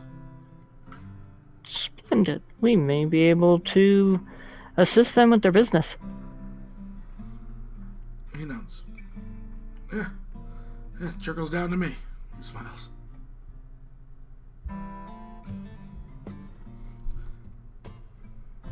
Is there anything else I can assist you with? I'm looking to help maybe one or two families that have hit hard times, you know. So like, He chuckles. So you mean the village? yeah, like I want to be able to make big pot of stew and just feed a couple of people, you know. It's the women, the children, the people who can't really go out and work. Yeah, you get a pot of stew, I'll bring you the people. Do you think he gestures to the owner of the tavern? Think he'll mind if I use the kitchen? Yeah, you pay him for it. He's a businessman. He nods. The smithy be able to make me a big pot, or maybe have one. Harris? Oh yeah.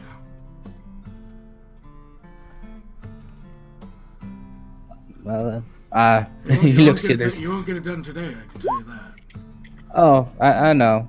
I'll probably He'll stick make you, around. he can make you whatever you want. I'll probably Sorry, stick around Silver for a day or Harris. two.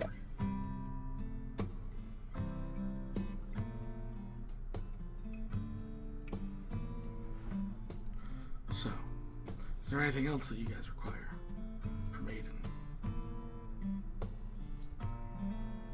Aiden? What is your particular view and opinion of the circumstances involving the Rising Temple in the region? He looks towards you, dead set. Now, I'm a man of faith, but I've always heard never to speak ill of the gods or their saints. I'd rather not put anyone else at risk if me speaking out would draw the ire in a mine and others were to get injured. Do you think that in such a particularly small community that such a substantial temple is required? Required? I grew up praying in my family house to a little shrine and over our fireplace. So required, no. I grew up praying in the middle of the forest that these pack of wolves will not attack me when I was younger. That's a different story. Did they attack you, Elliot? Yeah, that's how I got this scar, and he shows the one on the right side. That's the one that I would probably lead off in from now on instead of the acorn scars. Now the acorn was more fun. He, I'm sure there's some way we can go about this without offending anyone's god or bringing ire to the town. he smiles and nods to you. And you all seem to have better ways with words than I do. He smiles.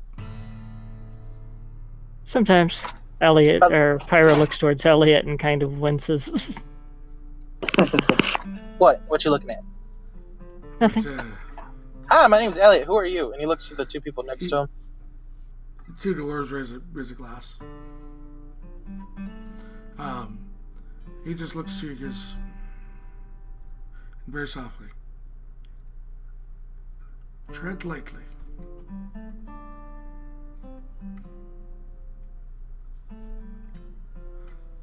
Even the hint can raise an ire.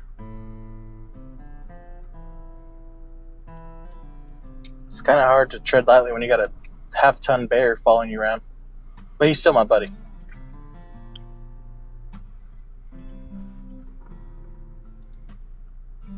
So, Pyrrha nods slightly. She's like, okay, I can definitely understand that. We're not opposed whatsoever or in any situation to where we are passing judgment towards the temple. We just are from a larger community and know that sometimes it can be straining on a community if a temple that's too large takes place there.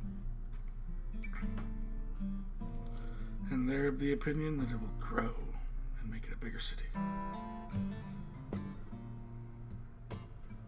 There are many ways to be able to have a community to be able to grow. Nods. So, where to next, party?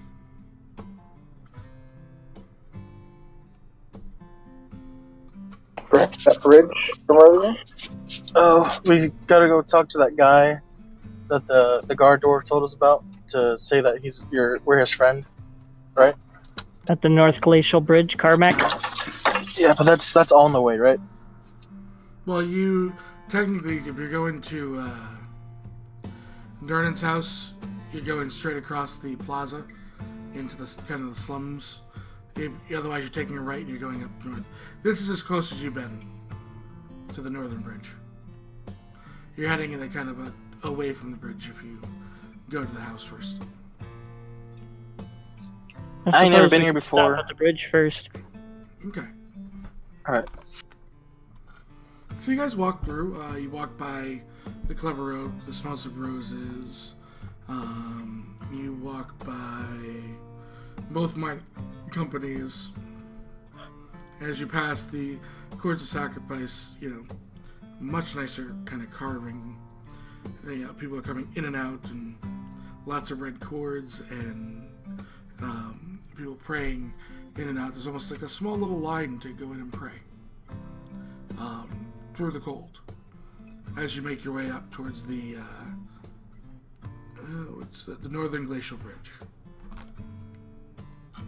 Small fireplace, a fire pit, and then you get a pair of dwarves sitting there. One, I already gave you Karamek's name, so I'll give you the other dwarf's name now, just so you know when it comes to it.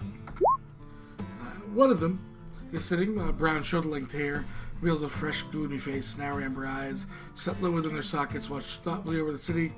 They really felt at home for so long. An old tattoo, based on all your past perceptions, I'm going to give you the secondaries.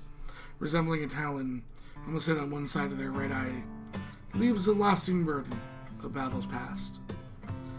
The other one has red, short hair, neatly coiffed to reveal a long, charming face. Dead black eyes set decadly within their sockets, watch warmly over the homes they've really felt at home for so long. Oi!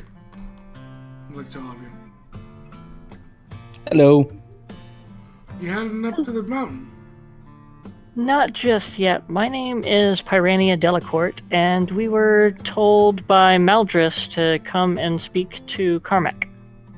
One with the red hair nods. About what?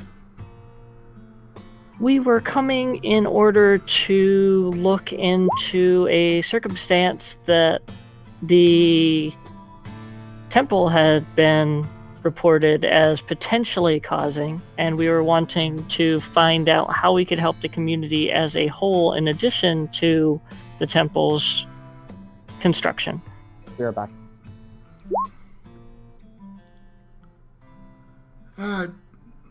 Yeah, just basically based on why you're looking for him.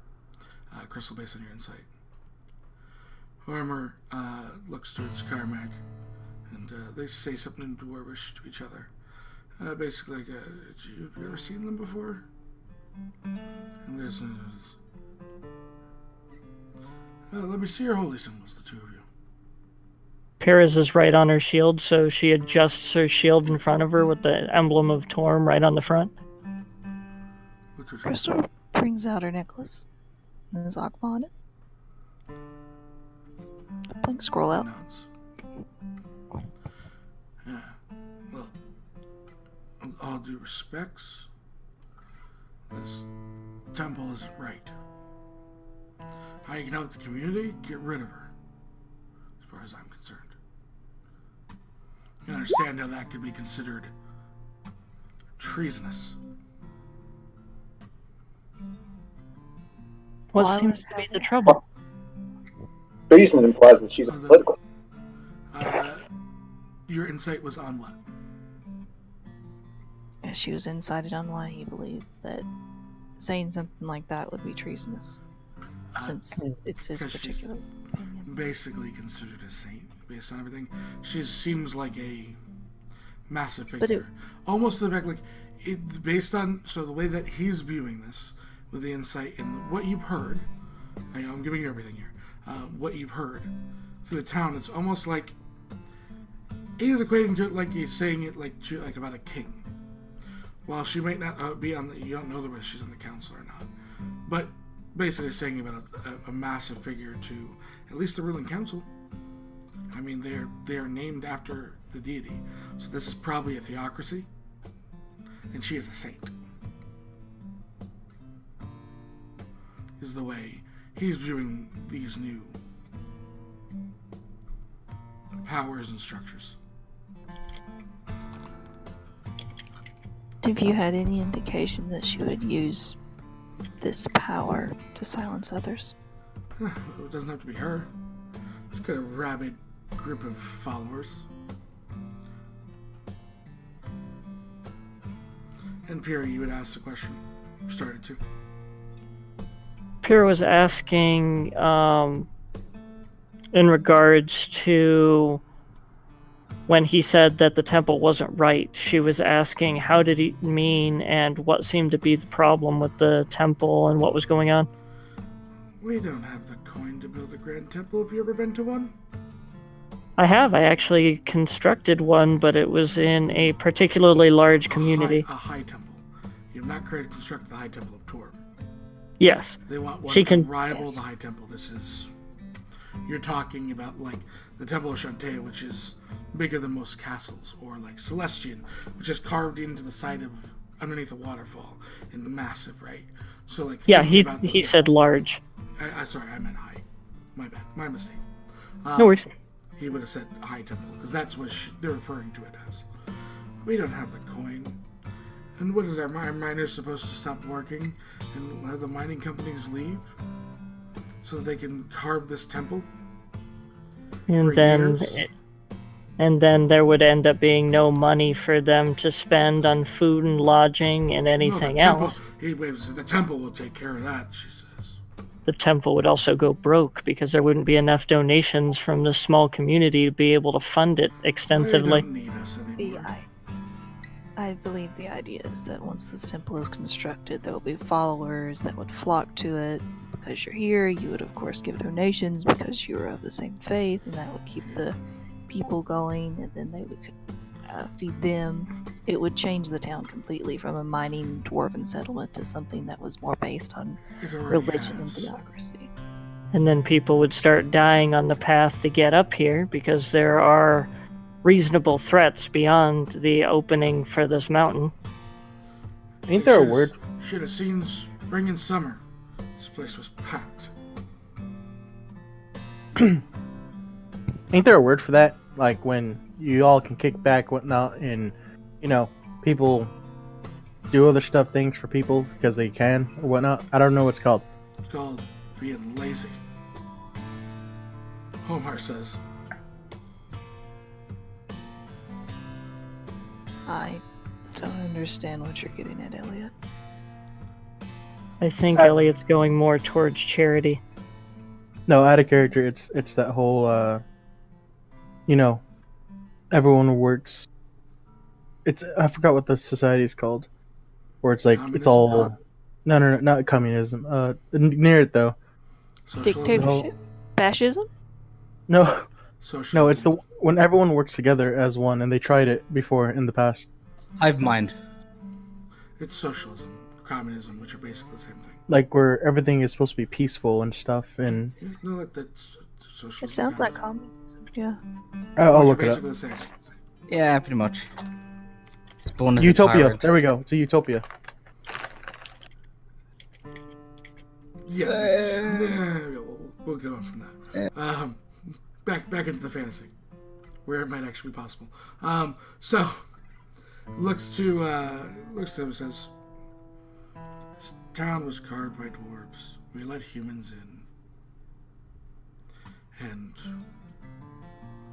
I have no problem with people coming here to work, to live, but no offense, I don't need to walk and have to hear why I should be converting from my gods, my pantheon, to others." None taken. It's a personal taken. choice who you worship. Nobody should end up taking it upon themselves to try to force other people to follow their god just because they can. Force. Okay, yeah. It's okay to try to talk to people about how your god is and everything else, but you shouldn't force and end up using either violence or mob mentality to make somebody do something that they didn't want. You should tell that to the council. Chuckles. Here, I got you guys. And he Okay. pulls out 2 jars of acorn. Hey, Whenever they come when by, you just say throw them okay, at he him. puts his hand up. Please don't. You seem like nice people. No, you suggested it, and it was on the list of stops. See what now? Don't do it. He's holding 2 jars of I acorn. do not think we Guys. should, based on his reaction, it would not be the greatest thing to do. I'm sure there's a middle ground we can find that doesn't end up with these people losing their history if they don't want to. And That's my desire, is to not have them lose their history, not lose where they come from, not lose where they could be going. I want them to grow as an overall community, not just because a church moved into town. Here, take these. So, These 2 jars of acorn. Whenever they come by and they try to bug you and whatnot and saying, "Oh, come to this lordy lord something," I don't know. I'm not a religious man. Toss an acorn at them. They'll run away, eventually. they look to you and refuse your offer of acorns. Sir, we're guards. We can't assault the townsfolk with acorns, as much as we would love to. Well, that's no fun. What do you do for fun? It points back towards the tavern.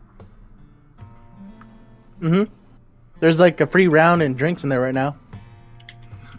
They grumble in Dwarvish, but of course, when we're working. Grom takes out soup. They thank you for the soup. More. Yeah, Seb, I sent you a whisper on Mixer.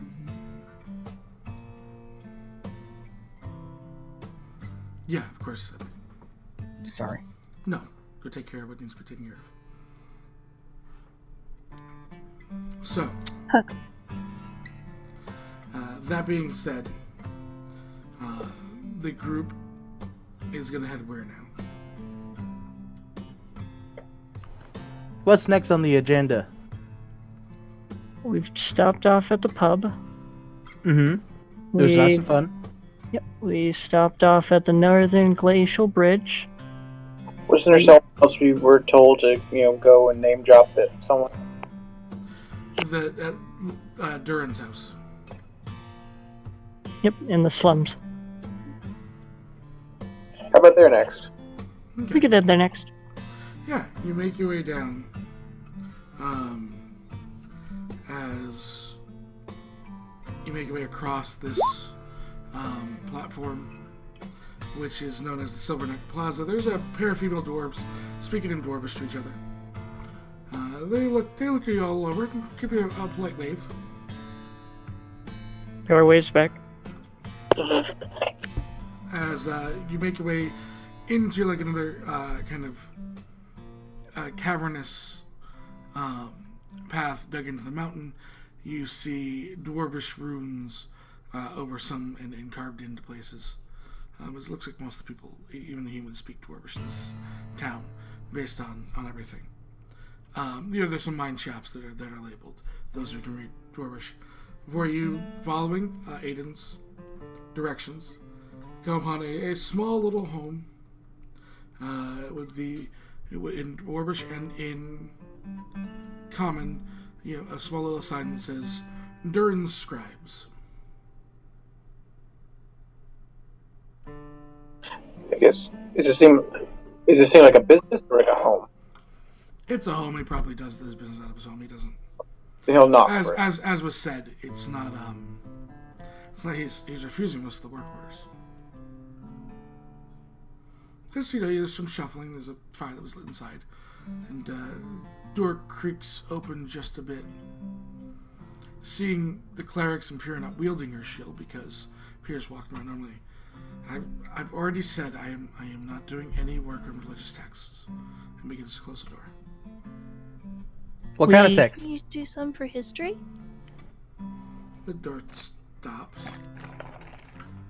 Creaks open. History is, of course. Please come in. He opens the door fully, and you see that he's got this small, patched together desk. With looks like he has tons of quills and bought a bunch of materials for his business. There's blank books and ink. Very rundown house. It looks old. It's not. It's run down due to time, not like miscarry. He's just done what he can. You see Durin LaFord. Black short hair hangs over a thin, radiant face. Shining green eyes set asymmetrically within their sockets, washed cautiously over the ancestors they've watched over for so long. A beard charmingly complements his cheekbones and leaves a delightful memory of his fortunate upbringing. I'm Durin LaFord, and who all might you be? Crystal, it's nice to meet you. He shakes your hand. Nice to meet you, Crystal, and you? Mirth for Nash, pleasure, sir. He shakes Mirth for Nash. Excellent. And he looks towards Pyrrha. I am Pirania Delacourt. I am a paladin and cleric of Torm. Oh, Torm, the Celadrine, right? Yes. He smiles and looks towards Elliot. Hi, my name is Elliot. Okay, I'm gonna just give you the short rundown. I'm the great dictator, yada yada yada. Hi, my name's Elliot Windrunner. I have a black bear somewhere. He's out in the snow. He tilts his head. Well, great dictator, it's a pleasure. Yeah, I would say my whole thing, but I said it like I don't know how many times today to so many people. So hi. Understood. I'm glad that you're getting to know the people. So you said history. What can I help you with? Well, Miss Crystal here is actually a cleric of Ogma, and I am the matron of the Academy of Paladins and Clerics in Penrith. Penrith, that's Azora's southern city, right? It is. Just got out of a war a few years ago, did you not? We did. Oh, glad you survived. Smiles. As It am was I. hard. Thank you. That's where I got the great dictator name from. Oh, royalty, and he kind of bows. Oh no, I'm not royalty. I led a band of rogue renegades, something like that. Ah, more of a commander. General. I don't have my hat. He smiles and chuckles. Murph like it sighs and says in Dwarven, please don't encourage him. He chuckles. He goes, so you're here for history, right? We were here because we heard that you enjoy working with history and presently have a lack of work for your scribing business. And we had also heard about this, and Pyrrha will extend forward a copy of the bounty. Oh, just you from the Phoenix. We do represent the Phoenix, yes. Thank you. It's I'm also Yeah, part I of the can- Amartha Nos, the Golden Hut. But that's not important. he chuckles, and there's I do hope what I offered was enough. For there's not a lot here. So to get to the root, I refuse to copy their. It's not their text. I believe that religion should spread. Everyone should find whatever guides them. It was their pamphlets of why everyone should convert, and they've put pressure on other businesses to other people not to see me work. And as you can see, any motions to use blank books everywhere. I sunk my money into attempting to describe the history. Well, you seem to enjoy knowledge and enjoy your research and studies. Perhaps your path would be more along the lines of Ogma. He nods and kind of pulls a small, older symbol of Ogma out. I see it. Yeah, he takes it off and holds it out. It's not a necklace. It's older. It looks like a grandfather's or something like that. Oh, it's beautiful. She shows him hers and hands him his back. He smiles and nods. That's my calling. I'm not a miner. I might be a miner's son, but I'm not a miner. And my family was taken in during hard times by the dwarves here and treated like clan and kin. So he's a scrawny, he's probably 19, 20 years old, but scrawny build. He's got no strength behind his bones, I can't help them in the mines, but I can help their family's legacies go on. And he kind of pulls out a couple of the books where he started, and each of them seems to be a recounted history of a clan, partially done, and before they're stopped because of pressure. I wish that when my bones are nothing but dust, that their kids can learn about what great people they were to take in outsiders. Kind of smiles. Dwarves get a bad rap sometimes about being grumpy. It's not like they don't exactly often enough have a reason for it. Long lives and long grudges. He smiles. And not enough liquor to end up being able to overcome one or the other. Never enough liquor. That's why they go to Moradin. When it's all said and done. So what is your ultimate desire insofar as the activities of the temple that's being constructed? We don't have the money for it. And that's one of the problems. He goes, look at the slums. And he kind of walks over. They don't have the money to build their houses, but they're being convinced to give every last copper towards this temple. And the promises will bring great riches and salvation. But it won't. These are dwarven lands. It's not a holy site. If it was a holy site, we would not be having this argument. And if you speak out against them, I might not kill you outright, but motions to the fact that he's boarded up a window. They do enough to get you to try and comply. Pyrrha chuckles. Yes, many have tried to kill me. It generally doesn't end up working. They did that. She looks to the Boarded up windows.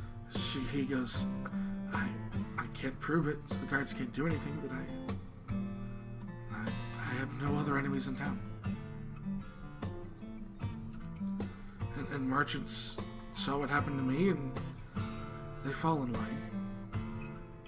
Make them what they ask for. So you, At less of a cost. They're losing their culture. That's not right.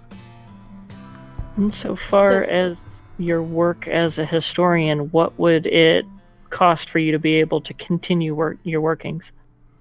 I'll continue my workings, but if there's nowhere for them to go, what's the point? There's somewhere that they can go. I happen to know of a particularly good library in Penrith. But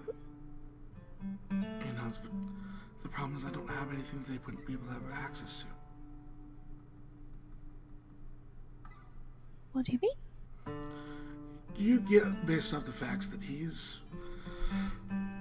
doesn't have this like super rare history. He's trying to do something good for his community, rather than the stories of these clans aren't going to mean much to the Arcana. These aren't like famous clans. These are just good, solid people. Every story has importance and value. I'm sure the Temple of Agma would welcome them. I know I would. I have lots of space in my library. It smiles.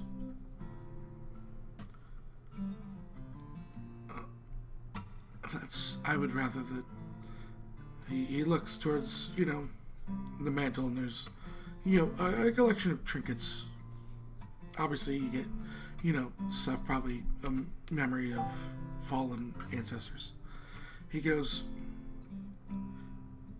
I'm okay.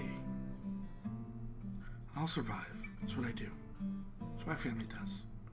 How about another question on the same line? And he nods. How much would it end up costing to start your library here? He goes, would you like the honest answer? Yes. Selling my soul. You wouldn't have to sell your soul. I'm just asking No. insofar as money. He raises his hand. In order to build a new building, I'd need the Cords of Sacrifice permission. I will not get it. They control this land? Completely? They do now. Pyrrha looks towards Crystal. We may have a problem. You're realizing this now? Pyrrha doesn't like slavery. It's not really I know. slavery. First thing, you're just now realizing the depths of which this is going. Pyrrha was unaware of the fact that there was complete control over everything. Yeah, well, it's like the mayor. You need a building permit. It's Yes. not slavery. But it's not going through the mayor. It's going through a temple, there and is the no temple mayor. saying, The Theocracy. It's ruling through fear. "Yep." For the And most part. Kind of. Pyrrha does not approve of that because of her tenants. I mean, Murph doesn't for personal reasons, but okay. So what are we gonna do? acorns. Gives us one more reason to end up having to deal with the town council. Yes, but to what end? What is our end goal going to be here? People should be able to have the right of choice. Let me finish. To what I understand, the town council is like the highest of fanatics. We're not going to be able to talk them down. We could ask them why they're so set on having their high temple here. Or something to rival the high temple. If it was Zephyr, I imagine she wants it to be nice because she lives here. And she wants, I imagine, to eventually make this a holy place. And she's apparently gathered people and followers to change the very foundations of what the town is. People are either too scared or unwilling to fight for their heritage and things. It wouldn't be fast, it would be slow. People would be replaced with just because they would leave. There's no jobs for them here with the mine shut down. And then it would just be a bunch of holy site people with pilgrimage too. He doesn't want that. I'm sure there's other people that don't either. Cord people probably would. And what are It would help them. we going? Yeah, what are we going to do? We can talk and get their measure of each one of them to see how deeply entrenched they are. If they are truly with it, we can try and talk to Sefri. See if we can get her to reconsider. We can try and talk to each of the councilmen, see if we can get them to reconsider. Or we can do nothing, leave it alone. Looks to the... depends on how far you want to go for bounty. Looks to Pyrrha. And this is your bounty, I believe. My apologies. I mean, in hindsight, if we ever want to do anything, we can always just come back and devise a plan, right?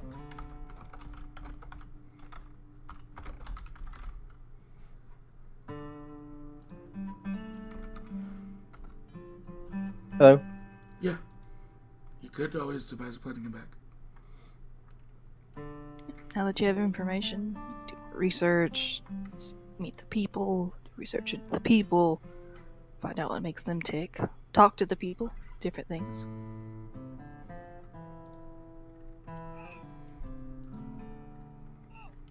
So, Honestly, these fanatics and whatnot seem like a cult. Well, that's just me. I mean, all religion is a cult at some point. You really want to get, split nails on. But My religion ain't a cult. Well, I hold acorns. But that's my thing.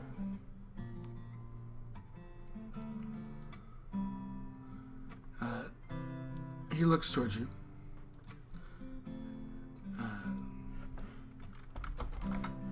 And says, Duran looks towards you and says, I'm glad we've made contact. And any assistance here would be greatly appreciated. I will attempt to see whoever I can get that will be willing to work with you. As best I can.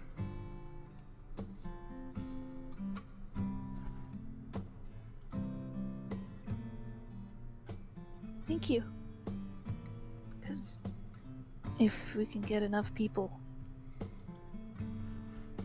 to care, maybe to realize that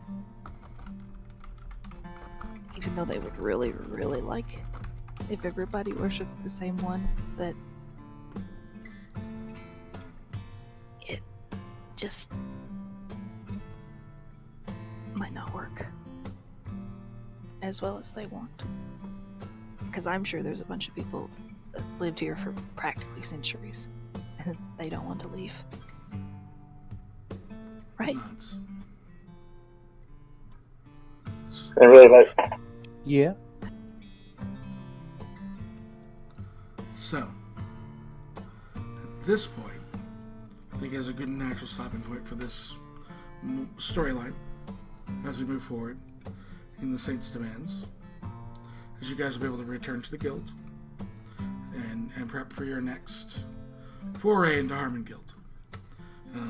That being said, it looks like Modular Mashup is going to be canceled tonight due to a real-life major issue that's happened for the person DMing it. Unsure what we'll be doing in the time slot if we do anything.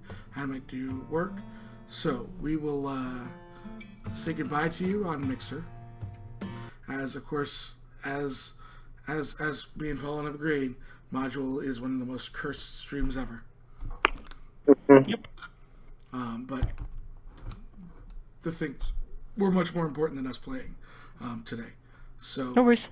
I'll inform the Module guys after. Just not saying on stream. Hugs and love to all of you guys that watched tonight. We'll be back at least at midnight with some more content for you, and then into the weekend it's going to be crazy. Fallen, I hope you have lots of energy drinks because I think it's me and you on like every stream.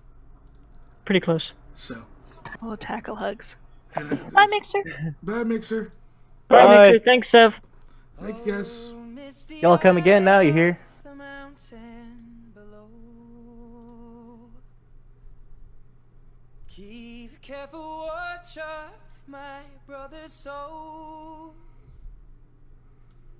And should the sky be filled with fire and smoke, keep watching over during sun.